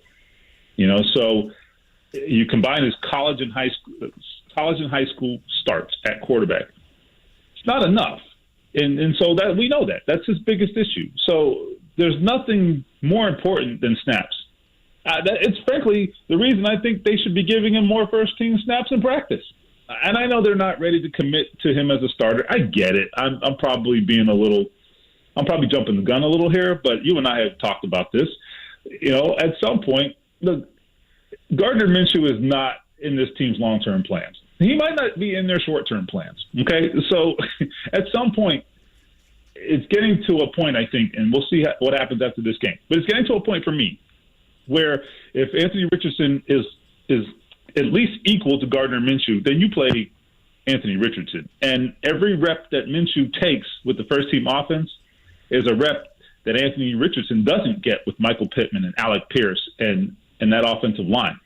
That ultimately doesn't help his development. Stephen, here's my last question.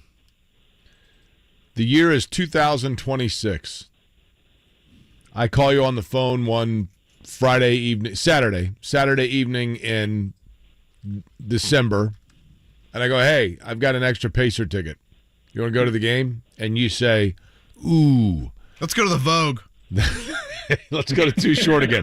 No, you say, ooh, I'd love to, except for that I'm going to go watch my alma mater, Miami, play in their conference championship game in football. And I go, that's cool. What conference is it? Oh, my God. Oh, man. The Big East? I mean, I don't know. It's a mess. 2026, huh? Listen, at this point, here's what I know. At this point, can we just divide the country up into divisions and just have everybody just play? You know what it's going to end up being? I'm not kidding you. It's going to end up being the Big Ten's going to be the Big or the Big Tens, and it's going to be 20 teams, and then the Big 12, and I'm trying to think who the Big 12 has kind of aligned with here. But they're going to be basically two 40-team conferences. And if you're not in one, and the national champion's going to come in the championship game between those two super conferences. And I'm talking 5 to 10 years down the road. But that's my prediction. Miami being in the ACC, and I guess Florida State's been making some noise. They're not totally thrilled about some things going on in the ACC or something. I mean, look, I don't love Florida State, I'll tell you that. But, look, they can't lose Florida State in the ACC. So, look, I have no faith that the ACC is going to be around in 3 years. That's all I can say. At least certainly not from a football perspective. I don't know where this is going, but it's a lot. I can't even get my head around it. Steven, enjoy the day off. Just be glad you're not having to deal with that chaos just purely as a fandom. You've got enough on your plate from a work standpoint right now. So thanks for the time this morning, and we'll see you tomorrow. Okay, guys. Talk soon. Steven Holder. That's a great song. You know they're German, by the way? You feel like I've seen them in concert before. The Scorpions? Yeah. Where the hell did you see the Scorpions? They were at Summerfest in Milwaukee 10 years ago. That's pretty cool. you feel like Miami hasn't been mentioned as much as some of the others. Totally. And Miami was, for a brief moment there, Miami, Florida State, Clemson, and Carolina were the four that were mentioned. A lot of people think Carolina's going to end up in the Big Ten. And has the SEC been eerily quiet with all of this? Yes. I mean, Oklahoma, Texas, of course, were the big splashes. But have you heard? I have not heard a single legitimate SEC rumor. I've heard as of late Clemson, Miami, SEC. But again, I'm telling you, it's all going to be. I sound like I'm some QAnon great storm. It's all going to work out in the end. The plan is all there. It's all happening.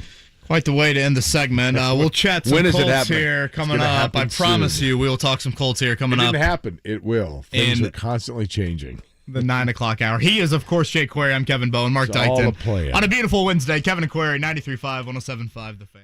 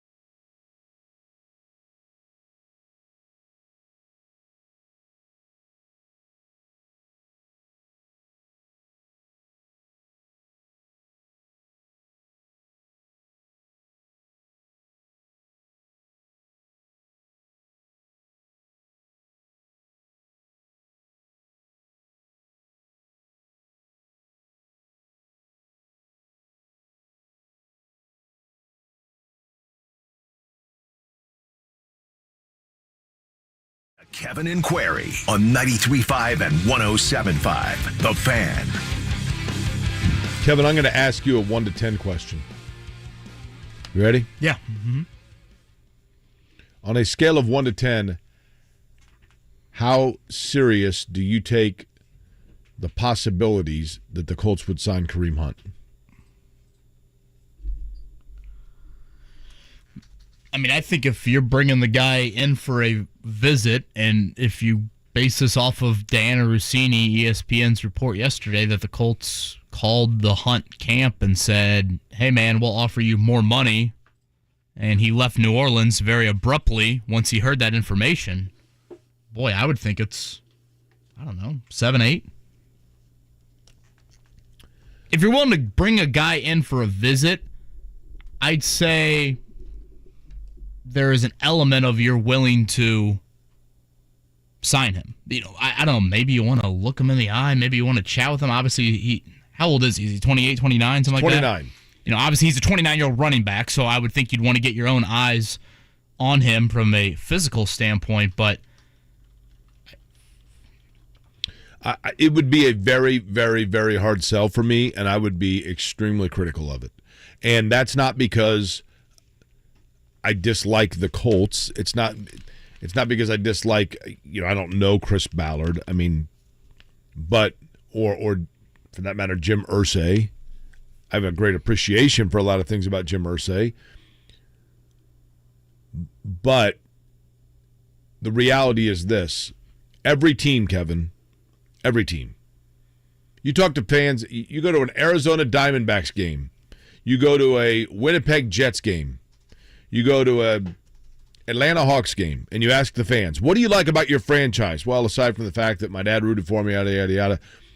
I just like the fact that they always have character. They're good players. They're good people. They're good players, but they're better people off the field. That's always, every franchise sells that, every one of them. And I get it. But the Colts do it a lot. And Chris Ballard in particular does it a lot. He is on record of saying, listen, character is the top thing. Like, we bring people into this locker room that character counts. Character matters. I get it. I get that because Kareem Hunt, one incident in one mistake, one error in judgment in somebody does not a life make. I get it.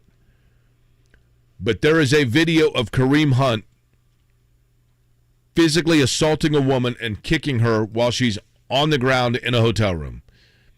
After she had just banged her head on the wall because you charged at her. Correct. It is disgusting, and in my opinion, it's inexcusable. Does that mean that should go against Kareem Hunt for the rest of his life? I guess we live in a world, do we not, where you get second chances and forgiveness. I understand that. But does that mean that should follow him for the rest of his career? Yeah, probably. Especially in a sport that preaches until the cows come home and stands to anybody that will listen that it is doing everything it can to recapture the image that it had before Ray Rice and before Ray Lewis and I realize Ray Lewis was never charged or acquitted or whatever it might be, but there are indiscretions that are out there in the National Football League. But the Indianapolis Colts tell us that character matters.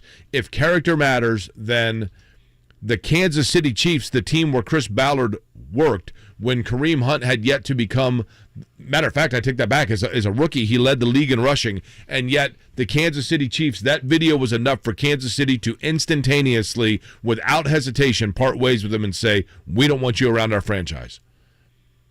So why have the Colts put themselves in a position where they're willing to take on Kareem Hunt? Not because they're willing to forgive and give second chances, but because they put themselves in a position where their franchise running back that they were counting on for whatever reason is deciding to rehabilitate his ankle elsewhere and doesn't want to be around here because he's not getting paid, and you had taken him in the second round, and now all of a sudden he wants a contract, and he doesn't have that contract, and what you're having to do now is compromise the scruples and the principles that you have professed to anybody that would listen. This is from Jeff Duncan real quick. He's a reporter and news person out in New Orleans. He posted this 9 minutes ago on Twitter.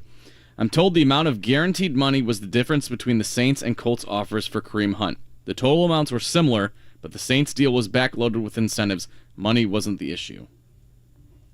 So there wasn't that big of a gap in money. It was just the difference in incentives.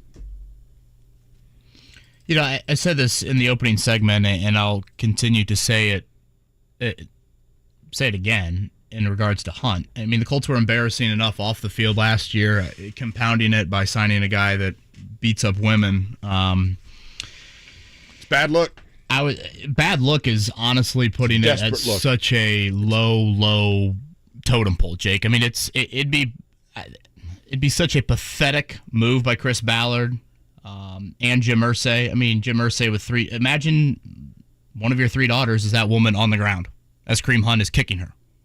And again, there are people holding Kareem Hunt back in this video. That doesn't stop him. There are people trying to get him to calm down. That does not stop him.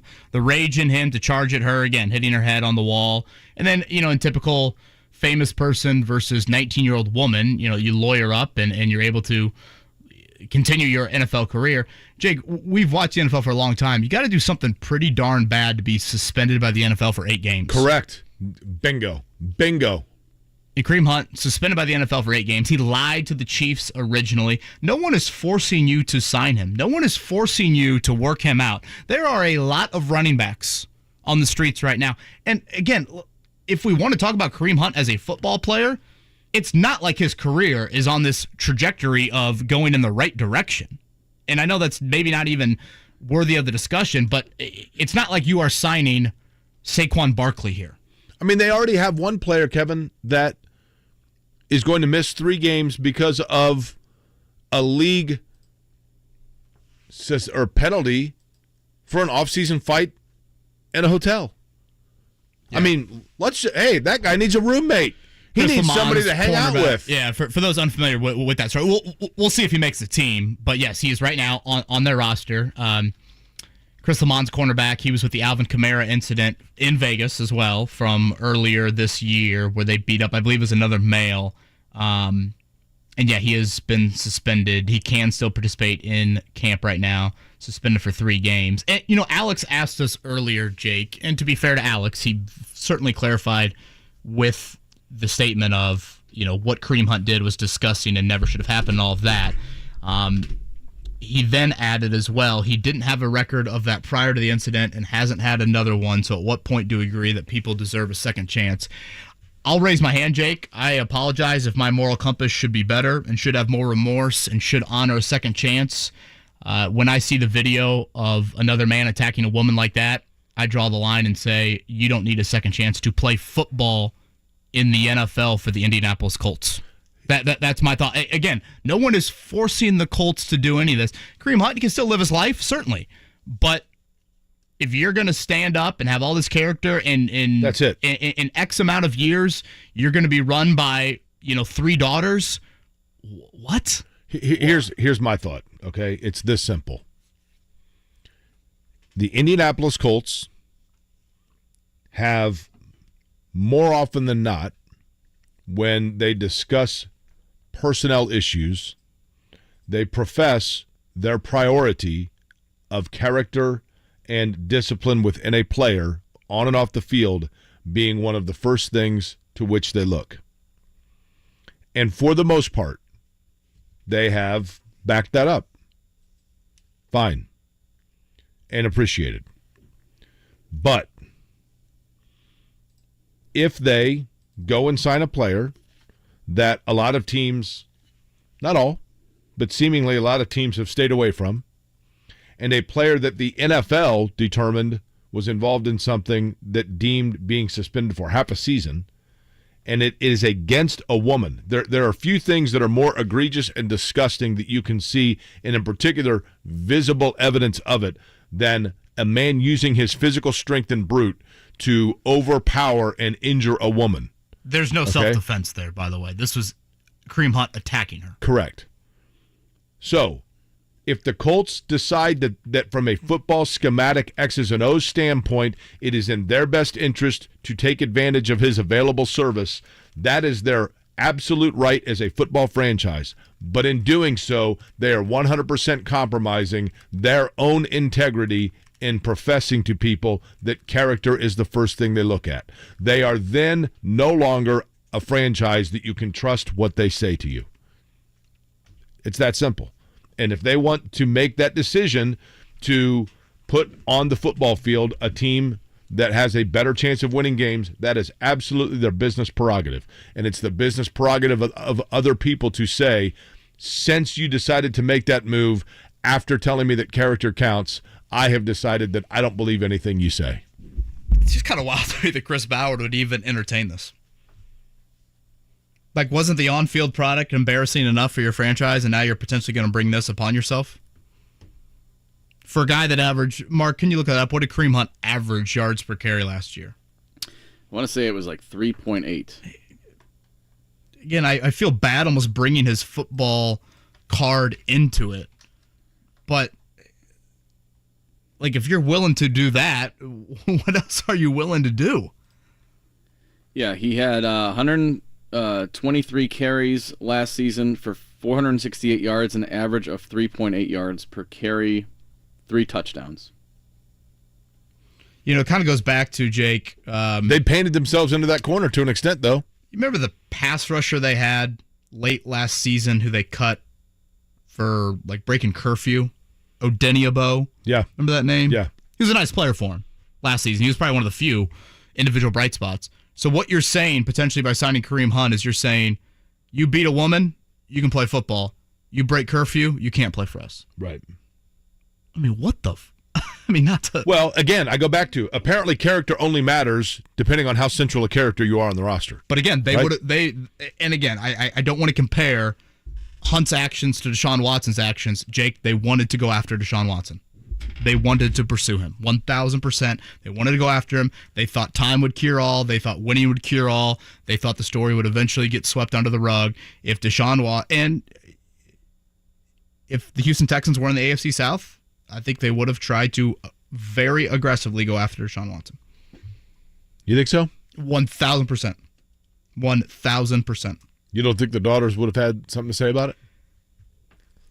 They would have aggressively pursued. Maybe you get to the end of the line and maybe the daughters step in and say something, but people that matter in that organization for decision-making wanted to go after him. I will say this. There are a lot of indiscretions that I would say, the player is so good that maybe fans will overlook that. This is the one that I don't think it matters how good or how bad. In his prime, Kareem Hunt was a great player, no doubt about it. That video to me is such that I would be disappointed in people that are willing to overlook that to have them on their football team from a fan standpoint. And I think the Colts are underestimating in this market the way that the fan base would react to that. Yeah, I would agree. And I don't consider myself one of these people that, to Alex's original question they asked of like, yeah, I think, there are incidents in life that deserve second chances. I'm not going to act like I'm some, moral standard here, but I draw the line at trying to beat up a woman and your actions leading to her hitting the wall, hitting her head, and then watch the video. I mean, she's on the ground and you kick her. Yeah, the only thing that stops him probably from beating that woman into a serious situation where the other people are around, right? And he still went through those people to do this. Right. I mean, he got through them eventually. Did Jeff Duncan mention anything, Mark, about like Colts visit or anything? It seems like we haven't heard anything just yet on, visit, signing, et cetera, et cetera. I'm checking to see. No, his last tweet was 18 minutes ago, and it was the one I said that the difference in the Colts offer and the Saints offer was that the Saints offer had more backloaded incentives to it, where the Colts didn't.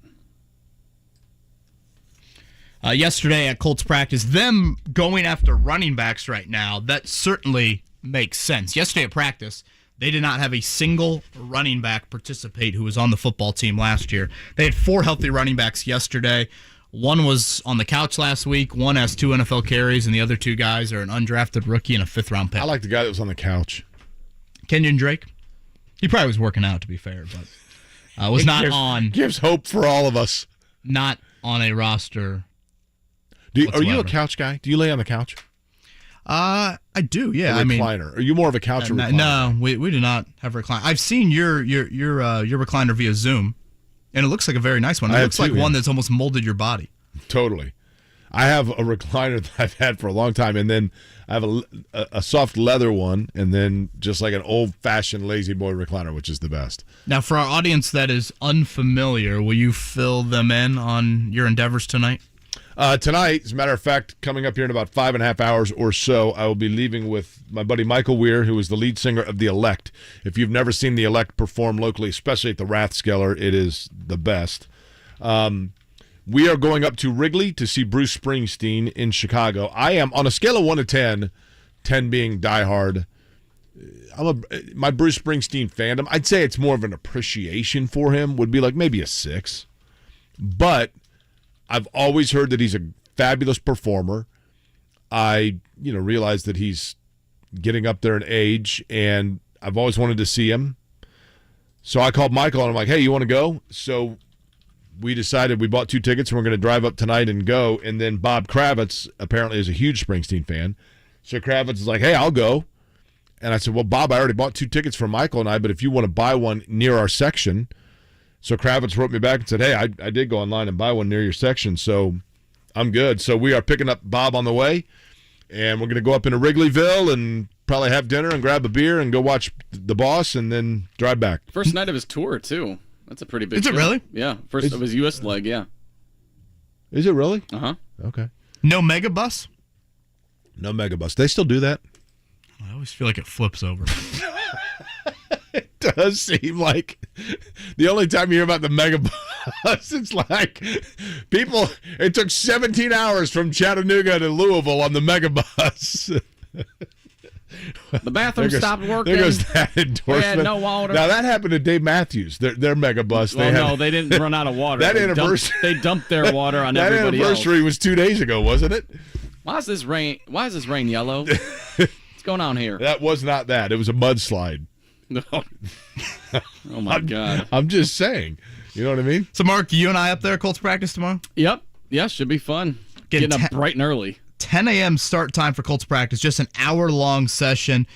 This is one of 2 morning practices left. It'll be Thursday and Tuesday morning, and then you've got Wednesday and Thursday, Colts and Bears. Those joint practices, 6 to 8 p.m., which I guess, Mark, you'll be back out there more as a fan, right? Uh-huh, yeah. Taking in the Bears.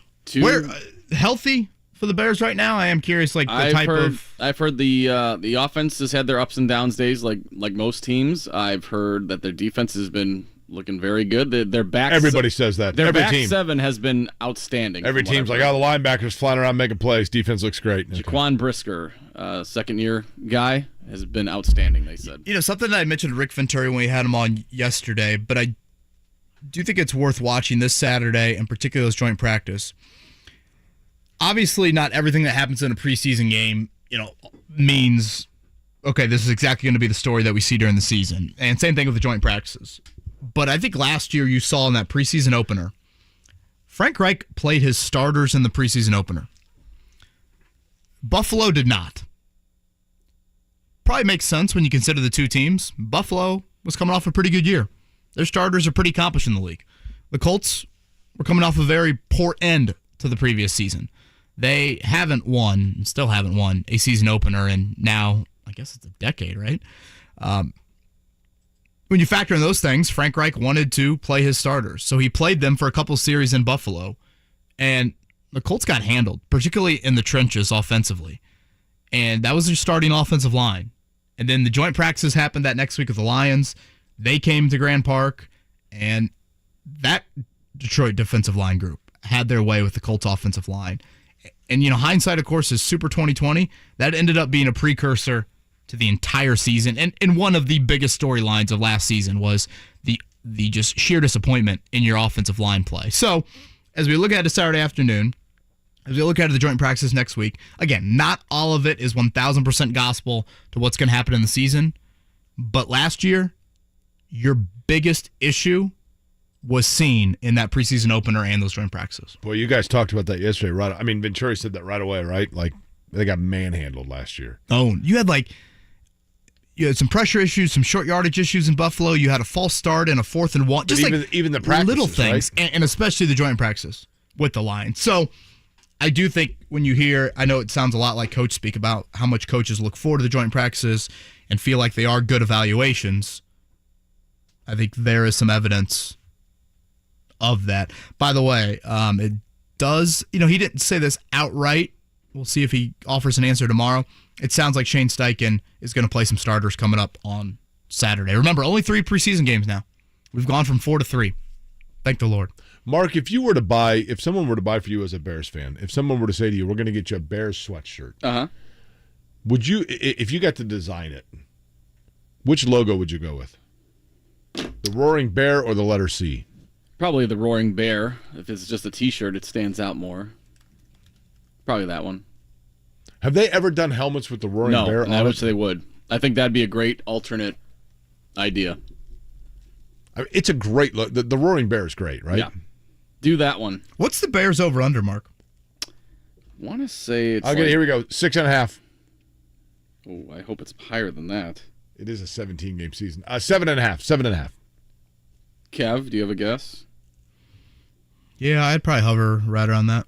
Okay, let me pull it up. You guys banter for a second. Is Detroit the betting favorite in that division? I believe so, yeah. Over Minnesota? Mm-hmm. I'm very interested to see Jordan Love this year. Bears over under. What was your pick? Well, I went with 6.5 initially, and then you poo-pooed that, so I went to 7.5. Kev? Yeah, I'll go 7.5. You guys are correct. Over under 7.5 wins. I would say over. Not by much, but I would say over. What's the Packers over under? Packers over under, I'll go 5.5. Kev? Oh, I think it's got to be a little higher, right? New quarterback. They are surprisingly optimistic in Green Bay despite the new quarterback. Over under 7.5, same as the Bears. Okay, Lions over under, I'll go 10.5. Go 9.5. Kevin with the winner. Over under 9.5 for them. Okay, let's do AFC South real quick. Well, while we're doing Minnesota Vikings, over under 8.5. Oh, there you go. Okay, AFC South, you ready? It seems like Minnesota's the team that people are saying they were the darling last year, and now they won't make the playoffs. Right. Whereas the Lions are the darling.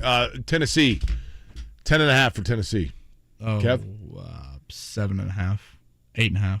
Kevin was right the first time. Over under 7.5. Okay. I forgot about Jacksonville. Jacksonville, 9.5. I think that's pretty accurate. Ding, ding. Okay. Houston, 5.5.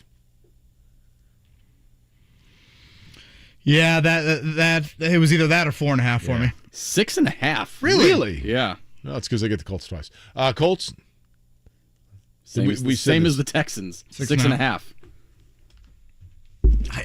I do think on paper, I know I mentioned this when the schedule came out, and again, this has nothing to do with the Colts, just strictly looking at the schedule. You're the best quarterback that comes to Lucas Oil Stadium, Trevor Lawrence or Matthew Stafford. Do we consider Trevor Lawrence or Matthew Stafford a top 6 quarterback in the league? Lawrence top is 8 heading there. quarterback? Lawrence is considered top 8, I think, by a lot of people. Boy, I don't know if I'm ready to say that just yet, but basically what I'm getting at is you aren't playing Mahomes, Hurts, and Herbert like you did last year at home. And then your toughest road environment, Foxborough's been moved to Frankfurt, Germany. I'd call that a win. At Baltimore, at Cincinnati? Can you imagine the fan bases in Baltimore and Cincinnati looking at that 1 o'clock game with the Colts this year? They're like, oh yeah, that's the game you can give the tickets away to the neighbor who's never been to a game. By the way, we need to do that again for preseason. When's the first Colts home preseason game? A week from Saturday. August 19th. I'll have to get with it. We had people were great with that last year where I'm going to do that again this year. If you cannot go to, and I'll have it set up, so don't do it yet. But what we did last year was I set up via email where you could transfer your tickets to me, and I had 3 different groups around town where we donated the preseason tickets for underprivileged kids and mentors that would take them to the game. So kids that wouldn't normally get a chance to go to a Colts game or an NFL game. And I did it through, I think, 3 different schools in the area, and people were great about it. Yeah, certainly. So I need to do it again because we probably did, I'll bet all told over the course of the preseason, we probably did, I don't know. Because they had 2 home preseason games last year. I'll bet we did 350 or 400 kids got to go to games. And just email, right? Yeah, people would just forward me the email and electronically, and then I was forwarding it to the different groups that I got in touch with. Let's definitely do that again. Also, before that game, you've got our Georgia Street tailgate from 4 to 7. Music kicks off with a live DJ at the Jack Daniels tailgate stage when gates open. Free entry. All ages are welcome. So even if you're not going to that game, just a fun thing to do. That is a week from Saturday, August 19th. And the weather will be great. for that one. All right, speaking of weather, the State Fair continues to go on. We will give away a 4-pack of tickets to the State Fair here on today's pop quiz. 317-239-1070 for that. Let's do a morning check down. The Morning Checkdown. On 93.5 and 107.5 The Fan. Watch this. I'm going to give every Major League result last night. You ready? Here we go. Skip the Reds. Marlins over the Reds 3-2. It was the Cubs over the Mets 3-2. Phillies and Nationals split a doubleheader. Braves over the Pirates 8-6. Rockies over the Brewers. Dodgers beat the Diamondbacks. Rays over the Cardinals. Angels over the Giants. Mariners over the Padres. Rangers bested Oakland. Kansas City 9-3 winners over Boston. Cute fella on the short end, 7-6 over Houston. They didn't fire anybody over it. Detroit 6-0 over Minnesota. Yankees 7-1 over the White Sox. And the Cleveland Guardians 1-0 over the Toronto Blue Jays. Indianapolis Indians 9-8 short end. They lose to the Nashville Sounds. We are getting dangerously close to me just handing you a 6-pack of beer because your Orioles and my Diamondbacks, the gap has grown. It's like 13 games. You need to do that sooner than later, man. Well, Kev, you guys failed to mention the A's a lot of times when you just talk about. I feel like you guys are in like a club. I believe I just said the Oakland Athletics, Kevin. I know, but mentioned you guys talk about the Orioles and the Diamondbacks. I got them in there. They are 50 games under 500. They lost to the Rangers 6-1. Club here. 32 and 82. I'm going to go tell Mrs. Jones on you guys. 32 wins. You're not including me at recess. 82 here. losses, and it's early August.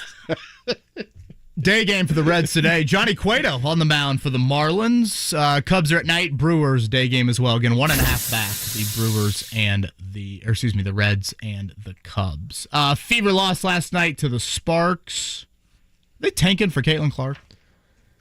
Should they? If they aren't, they should be right now. Why not? You know what? Somebody asked me this when we were at the Iowa race. Caitlin Clark was there. She was the honorary starter. Dallas Clark was there as well. And somebody said, hey, are they related? I'm like, you know what? I never thought of that. Could they be? I saw her golf swing. She was in the pro-am of the John Deere Classic. She looks like a hell of an athlete. The Fever currently have the worst record in the WNBA. The Seattle Storm right behind them, 7-21. Impossible question to answer, I assume, Jake, but I'll throw this to you because I think your brain could probably conjure something up here. The Fever draft Caitlin Clark. Mm-hmm. How many season ticket members for the Indiana Fever next season? Boy. How many additional would they get? What would be the total number of season ticket holders? I have no idea what that number is right now. Oh, we'll do over-under again. 1,500. Yeah, 1,000 was the first number that popped into my head. I don't know. Does Caitlin? I mean, is Caitlin Clark like viewed as? I think she's Steph Curry-ish. I mean, even Steph entering the league. To be fair, it's not like he was the number 1 overall pick. Dealt with some ankle issues early on. Or should they draft Angel Reese? Angel Reese is the other one that's mentioned for sure. My buddy Bart just said Clark will probably stay for her COVID year. Does she get an additional? Does she have 2 years of eligibility left? I hate to say, I'm kind the of amount of money she's making at Iowa. She's like, yeah, I'm great to be here because I partnered with Hy-Vee. I feel like the COVID year is impacting this transfer portal so much. Yeah. Like everyone's got the extra year, the free year. There's like 37-year-old players places. Well, he's using his COVID year. Colts drafted a 24-year-old safety this past year. Speaking of the Colts, no practice today. Back at it tomorrow, 10 a.m. the start time there. That's the final practice of the week. Tuesday, Wednesday, Thursday next week to round things out. All right, it's time for the pop quiz. 317-239-1070. 4-pack of tickets to the State Fair up for grabs. Guys.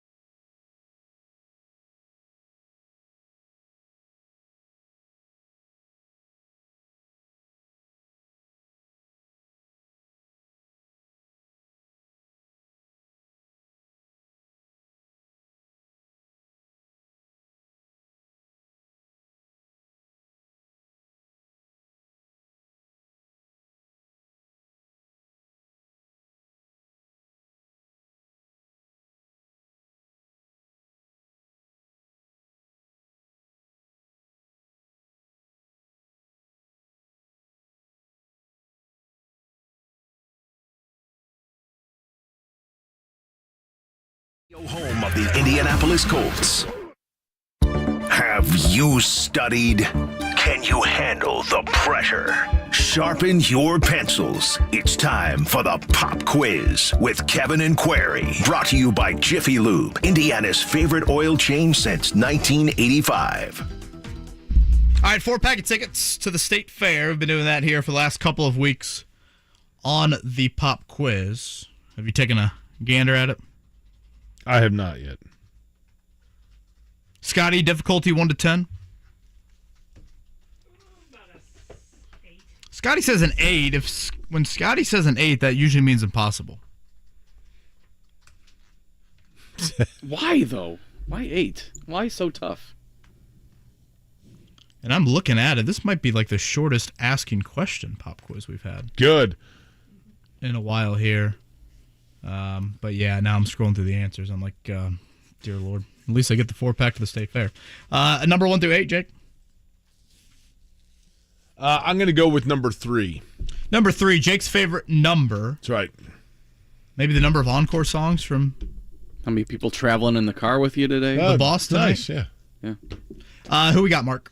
Q. What's going on, fellas? My Q, man. how you been, man? I can't complain. I got air in my lungs. Q, you wanted me to bring some Quack Daddy donuts and then we could just sit around and talk basketball at the gas station, right? Oh, yeah. Like old times. 2008, maybe. Hey, by the way, how's the health? Man, the health is great. Okay, good. Can't complain, like I said. That's what I like to hear, man. I don't know how much Q is willing to share, but Jake, didn't you visit Q a little bit ago? Am I imagining things here? I did, and then we went to the Pacer game together. Who'd they play at the Pacer game, Q? Do you remember? It was the Pelicans. That's right. And then it was Gatorade. I dropped off some Gatorade for Q. That's what it was. I think it was like what'd you have, Q? Not to be too personal here on the radio, but you had like gallbladder. Is that what it was? We'll throw the hip out the window. Gallbladder removed. Oh, I don't mind. There you go. Gosh, now that it says that, I had a dream last night that I was told I have to have my tonsils removed. Do you still have your tonsils? I do. Obviously. KB, you're a little too old to be having your tonsils removed. Where are we at on wisdom teeth? You got wisdom teeth? Did you remember right before I started with you guys? I had all 4 of them yanked out. You brought that up earlier today. No Novocaine. Yeah. So proud of myself. Or not no Novocaine. No anesthesia.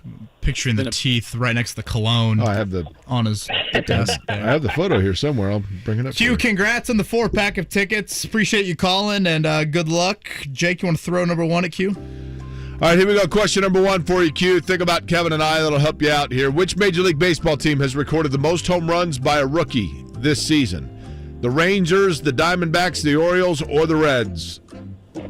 Let's go with the Reds. All right. All right, number 2 here. Ramon Laureano made his debut with the Guardians, a memorable one as he drove in the game's only run in a 1-0 victory over the Blue Jays last night. Who was the last player to drive in the only RBI in a 1-0 game in his debut with the team? A. Laureano, B. Shohei Ohtani, C. Spencer Steer, or D. Akil Baddoo? Let's go with C. Spencer Steer. You want another guess at that, Q? Y'all said it was impossible, so let's go B. I don't think it's Ohtani, though, but let's go B, as in boy. You don't think it's Ohtani, but you're going to guess that? Yep, let's go, because I know you guys are on a time limit. Sounds like our boss. I'm already a winner. So, hey. Sounds like our boss here. All right, Q. Question number 3. The Tigers' Miguel Cabrera had a 4th-inning single in Detroit's win over the Twins yesterday that ties Tony Gwynn for 20th place all-time on the MLB's hit list. He would add another single in the 8th to move into 19th place in a tie. Who did he tie for 19th on the all-time hits list? Like Gwynn, this player also wore uniform number 19 in his career, by the way. Paul Wainer, Robin Yount, A-Rod, or George Brett? Let's go George Brett. Mark's over here laughing. It's the 8th to move to 19th, and then 20th. It's like, yeah, okay. Did I tell you I went to a wedding a couple years ago when the officiant was George Brett? Really? Did I tell you guys that's right? We can talk about it offline. All right, number 4 here. The Colts opened and then George Brett's wife broke her arm after the wedding. It was very wow. Yeah, it was quite the scene. Put some pine tar on it and the Colts go nuts. Colts opened the preseason Saturday in Buffalo against the Bills. This will be the 10th preseason game between the two teams, with the Bills holding a 6-3 edge. 3 of those games were played in Buffalo, with 5 being played in Indianapolis. Where was the other game played? Q, was it Baltimore, Mexico City, Toronto, or London? Oh, wow. Can I get a clue? Jake has visited this place recently, I should say. If you listened to the show earlier, I was talking about coming back from the city with Doug Boles. Toronto. Okay. Last question for you. Sunday's running of the Verizon 200 at the Brickyard will be the 3rd NASCAR Cup Series race to be run on the IMS road course. Tyler Reddick is the reigning race winner, but who won the first NASCAR Cup race on the road course? He also had a chance to win the Indy 500 if he didn't have a loose belt when he was driving for Roger Penske, and his first name is famous at the Indianapolis Motor Speedway for another guy. Is it Reddick, A.J. Allmendinger, William Byron, or Denny Hamlin? Let's go Denny Hamlin. The winner was super emotional. I remember that afterwards. Yeah. This guy was very, very emotional. Cool to see. All right, Q, congrats on the 4-pack. Unfortunately, Scotty's 8 rating of the pop quiz lived up to the hype here. Reds was correct. And then 4 and 5. Let's go! 4, I should say, was the only other. Toronto was correct. A.J. Allmendinger was the winner the first year for the NASCAR road course. Laureano was the answer for question number 2, and Robin Yount. By the way, Kevin. That's a horrifying picture. What do you mean? Mark? Showed us his wisdom teeth there. Oh, Yeah. beautiful. Yeah, people might want to see that on the... Now we're going to get flagged on YouTube. What was the reason for waiting so long into your life? I mean... So, excellent question, honestly. When I was literally, and I remember exactly where it is, if you've ever driven on 70 West and you go kind of around downtown Kansas City, just as you make the bend and you're crossing into Kansas from Missouri, when I was going for my freshman year of college, I literally said, like, ow, man, like the back of my mouth hurts. And my mom's like, I'll bet your wisdom teeth are coming in. And I'm like, yeah. And so she said, well, I mean, you're getting ready to go to your freshman year of college. Like, maybe when you come home, we can look at, like, getting them taken out. And I just never did. And so I never had any problem with them. And then as you get older, of course, you know, it's impossible to, like, brush back there or whatever. And finally a dentist's like, look, you really should get these removed. So I have a buddy that is an oral surgeon. And I called him and said, look, can you do this? And he said, yeah, I can do it. I'll just do it at the end of one of my work days. And I said, well, and because mine were fully erupted. So it was not hard for him to pull them out. And I said, well, he goes, look, and he told me his favorite beer. He goes, bring a case of beer for me for afterwards. And I went in and I said, look, I do not want to be knocked out because I'm going to drive myself home. And he goes, okay. And he Novocaine the heck out of my mouth. And I sat there, I put in my earbuds. I listened to 2 Oasis songs and I could hear him pulling and yanking. And then he packed the heck out of my mouth with gauze and I drove home. And like, I ate a peanut butter sandwich like 2 days later. I'm very proud of that fact. And then you started the show. And then I started the show a week later. Yep. Look at that. Unbelievable toughness. What can I say? Adversity. Character. We have some character questions potentially about the Colts, but none right here. That's right. With RJ Query. That's right. Dedication. All right, we'll round it out one final time here. Kevin and Query on a Wednesday.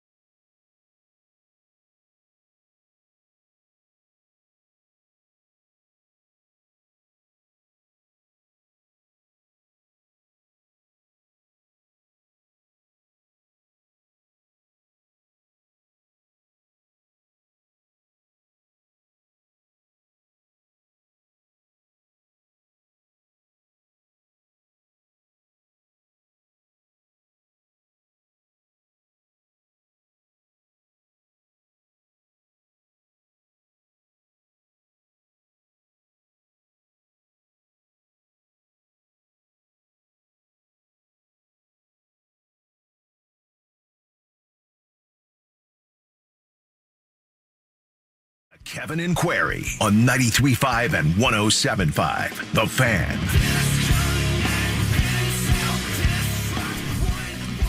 All right, again, no Colts camp today. As we look ahead to this weekend, Thursday is the final practice of the week. Nothing at Grand Park this weekend. The Colts are off to Buffalo. They'll fly out there Friday. First preseason game is Saturday afternoon. And we had Doug Boles on earlier. Jake, I'm sure it's probably easy for you to think back to it, but isn't it kind of wild that this is the 30th NASCAR weekend at IMS? No, it's totally wild. And I don't know, and I know that we've had this conversation ad nauseum, but it is Scotty standing here, so he'll vouch for me on this. You've heard us talking about it as we're like the two old guys at the end of the Muppets. It is impossible to overstate for people that were not around at the time how massive the Brickyard 400 was for the first, what would you say, Scotty, first 8 years it was around? Well, or those early attendance years. I mean, 250 to 300 easily. Really? Full capacity. Gosh, that's hard to imagine. And, Kevin, it was more so this. In the early years of the Brickyard, there was an event going on every day of the week. The Dodge Drivers on the Circle on Monday, and the Ford Fan Fest at the Dome on Tuesday, and Tony Stewart appearing at at Home Depot on Wednesday. And, there was something, and I'm talking thousands of people showing up at these things. Yeah. And then practice itself, on Friday, tens of thousands of people that were swarmed up against the fences to take pictures. It was total insanity. It was Beatlemania. It was crazy. Yeah, you had Chase Briscoe yesterday at Colts practice, and I think it was Alec Pierce and Mo Alley Cox went over and said hi. I don't know if there was some sort of jersey swap or whatever it was, but it's if that would have been 1994, I have a feeling, I don't know, would have Harbaugh or whoever the biggest name for the Colts was back then would have been the one going over to the NASCAR driver. Dale Earnhardt and Rusty Wallace. Yeah. Whereas, yesterday, and again, I know maybe Chase Briscoe isn't atop the NASCAR fame right now, but it's, what's Pierce and Mo Alley Cox? 15th and 20th most important call. I don't even know if Mo is that high. Just, you can clearly see that, it's nowhere near what it was. I remember one of my blazed in my mind memories of the early NASCAR years. Blazed is in. I was going to say. What does that mean? Is that a precursor burnt into my mind for tonight's you'll know show? When I tell you here. Sterling Marlin, who I love NASCAR names. God loves Sterling Marlin now because he's got some health challenges and he's lost a lot of weight. He's around, but it was really hot, and it was a test session. It was not Brickyard weekend, but it was leading up to it, and it was really hot outside. And Sterling Marlin, he was driving the Coors Light car. He was one of them that was testing out there, and I was with Otis Jones. And, we're just walking around the garage area, and there's 8 of us in the media that were there because it was a private test day, and we're we got to get a couple of sound bites. And I went in the garage, and Sterling Marlin's car's up, and they're working on it. I'm like, hey, is Sterling around? We want to get a sound bite with him. I'm yeah, hang on just a second. And he comes around the corner, and he is wearing only tidy whities. Hey, y'all need me? Well, yeah, but I think he actually said, keep it from the neck up if you don't mind. I think he actually said, y'all mind if I put this on? No, we would prefer. Thank you. Yes. Now, not to, I don't know, get too into this, but I think you've got to be a little bummed out this weekend in the fact that there's a few more voices on the call, and maybe you might not get as much of the mic time. No, actually, I probably get the same amount of mic time. Really? Yeah, because we have. I guess you have more races. I have a pretty big area that I have to cover in terms of the way that the layout is. So we have Doug Rice in the booth, and he shares the booth with Mark Janes. So they kind of combo. And then Michael Young is in turn one. We'll speak in road course terms. He's the first one. Nick Yeoman's up on the roof of the pagoda. And then Nick throws it to me, and then I throw it to Pat Patterson of PRN, who is in the turn one oval basket, which is the last stretch that they go through before they go back onto the oval. And then most of when we talk about the combination of the two broadcast terms, most of that's in the pits. That makes sense. Is the people in the pits. That makes sense. And you know what? It's a challenge because I'm not used to those cars, admittedly. So it takes a while for my eye to get used to, like an Indy car, I see a car go past and my eye automatically knows who it is because I just see it so often.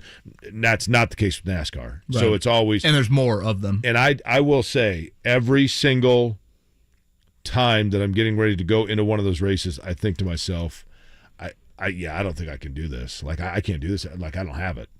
And then you get a couple as the race goes on, it whittles down to where you're looking primarily at the same 4 to 6 cars. It's where somebody running 38, goes off into the grass and I got to look at it and I'm like, David Gilliland, okay, that throws me off a little bit. It is an off day for the Colts, but we still have our code words for Quack Daddy Donuts today. I guess it's a phrase. That would be first down. First down is the phrase today. So you're in that area right off 161st and Spring Mill. Stop by Quack Daddy Donuts. Go in there, say first down. $3 off a dozen donuts. And again, we'll be back out to Grand Park coming up on Thursday. Man, I'll tell you what, those donuts were great yesterday, and I drove right past 163rd-ish in Spring Mill on your way up to Grand Park in Westfield. Great coffee as well. Andy does a great job with the coffee at Quack Daddy Donuts. I made sure to do my part in consuming the product. And then, you know what? When we were handing them out to fans, I think they loved that, right? Yeah. Absolutely. Mm-hmm. By the way, Ryan Priest will drive the number 41 Purdue University Indianapolis machine during the Verizon 200 at the Brickyard. So they are continuing their sponsorship. And that's on Saturday? That's on Sunday. That's in the Cup race. In the Cup race, wow. yes. Nice. Ryan Priest will be in a Purdue paint scheme for the Cup race. Oh, yeah, I'm seeing it right here, number 41. God, that's a good-looking black and gold. When was the last time an NFL team listed 2 quarterbacks as their first team starting quarterback? I saw Tampa did that yesterday, too. Mm-hmm. Was Colts did it, Kyle Trask and Baker Mayfield? Uh-huh. I feel like that's a very popular college thing to do. Yeah. Like, you don't want anybody to transfer too early or, things Tom like Allen's that. a big fan of that, right? I saw Allen say this year he's not going to announce the starter. Last year he announced it a little bit earlier. Don't think it's going to matter. I'm sure against teams Ohio are State. sweating that. There's the difference. Yeah. Teams are sweating now. Rose Bowl, baby. Takes the Ohio State line from 28.5 to 27.5 on that. Uh-huh. Andrew says this. Andrew goes, I've been listening to the show. I'd say the large majority of Colts fans, or at least the ones that I've seen comment on the issue, have no problem with Kareem Hunt's history. Okay. Would you agree with that? I don't have a... Listen, if you don't have a problem with his history, that's fine. What I'm saying is the problem for me is in the Colts telling me that his history is something that they evaluate. Clearly they don't. I don't think kicking the stigma means kicking another woman. Right. Correct. I mean, I don't expect every fan to be outraged by it. But what I'm saying is I'm not the one who goes around talking about how the Colts care about character. The Colts are the ones that tell me that. I think we do this often with running backs, too. We have such a nostalgia with them. I mean, Mark, right off the stats, look at Kareem Hunt's yards per carry in recent years. This is a dude that basically, if you compare like Nick Chubb and Kareem Hunt, who've been together in the backfield in Cleveland for the last few years, and then look at like Jonathan Taylor and Nyheim Hines, I think a lot of people were disappointed that Nyheim Hines wasn't a better runner. When Taylor was out, which wasn't very often, but it'd be like, oh man, you give Hines 12, 14 carries, and he just can't do it like Taylor. He's more of the wide receiver hybrid type. Kareem Hunt, his yards per carry, it's a stark contrast to Nick Chubb. And this guy's 29 years old. So even if you're looking at him as a football player, I'm like, guys, 2017 when he led the league with Kansas City is a long time ago. 6 years for a running back is like 60 years for other positions. His average yards per carry dropped by over a yard from 2021 to 2022. It went from 4.9 to 3.8. I think, by all accounts, a pretty good offensive. Uh-huh. What did you tell me was the code again today for the Colts? First down. First down. So you're up in Westfield, you use the term first down. $3 off a dozen donuts. And if you're wearing Colts gear, you get 10% off. We will Westfield. We'll continue to hand out codes here the rest of this week and next week as you guys get to have Quack Daddy on your way up tomorrow. Quack Daddy. I think I'm going to try to go pick some up for us tomorrow. Oh, Mark, the girls are going to be obsessed. And literally, Jake and I said it yesterday. First off, they taste great, but they look great. They do. It's like art. How about the look on my nephew's face when I handed him his? He was like, Uncle Bowen, what is this? He went with the Fruity Pebble one, right? He did. Does he call you Uncle kid. Bowen or Uncle Kevin? He does. He's got an Uncle Kevin on the other side. And so, yeah, that's Uncle Kevin. Power rankings is Uncle Kevin. You know, everybody has an Uncle Bob and an Aunt Judy. I had both, but it seems I don't have either. People of my, huh? I don't have either. Well, people of my I have an age Aunt Kathy. does that. Everybody have an Aunt Kathy? No. Aunt Betsy, Uncle Mark, Uncle Tad, Aunt Kathy. That's it. I don't have many. Uncle Dan. I don't have many aunts and uncles. I feel like Uncle Mike is. My dad has 9 brothers and sisters, so I've got the gauntlet. You do. Thank you to Doug Boles. He was on with us earlier. Obviously, a lot of Brickyard talk, but a little bit of IMS in general, Indy 500. Trying to get some answers on the flying tire from Kyle Kirkwood's car back in the Indianapolis 500, and Stephen Holder. Those will be on the best of. Again, we got into the Kareem Hunt situation a little bit earlier. I think Mark's going to throw that opening segment up on the best of if you guys missed that. Jake, safe travels. Thank you. Don't get pulled over. I'll try not. And enjoy. First time Springsteen, is that correct? First time, yep. So we're just going to sit around and talk about the glory days the whole way up. Oh, gosh. And then we'll be dancing in the dark if the lights go out at Wrigley. Pray for Bob Kravitz in the backseat having to deal with that. It'll be Mark and I tomorrow from Colts Camp. Everybody have a great Wednesday. We'll talk to you tomorrow. Kevin Aquarium signing off. We get our first look at the new look.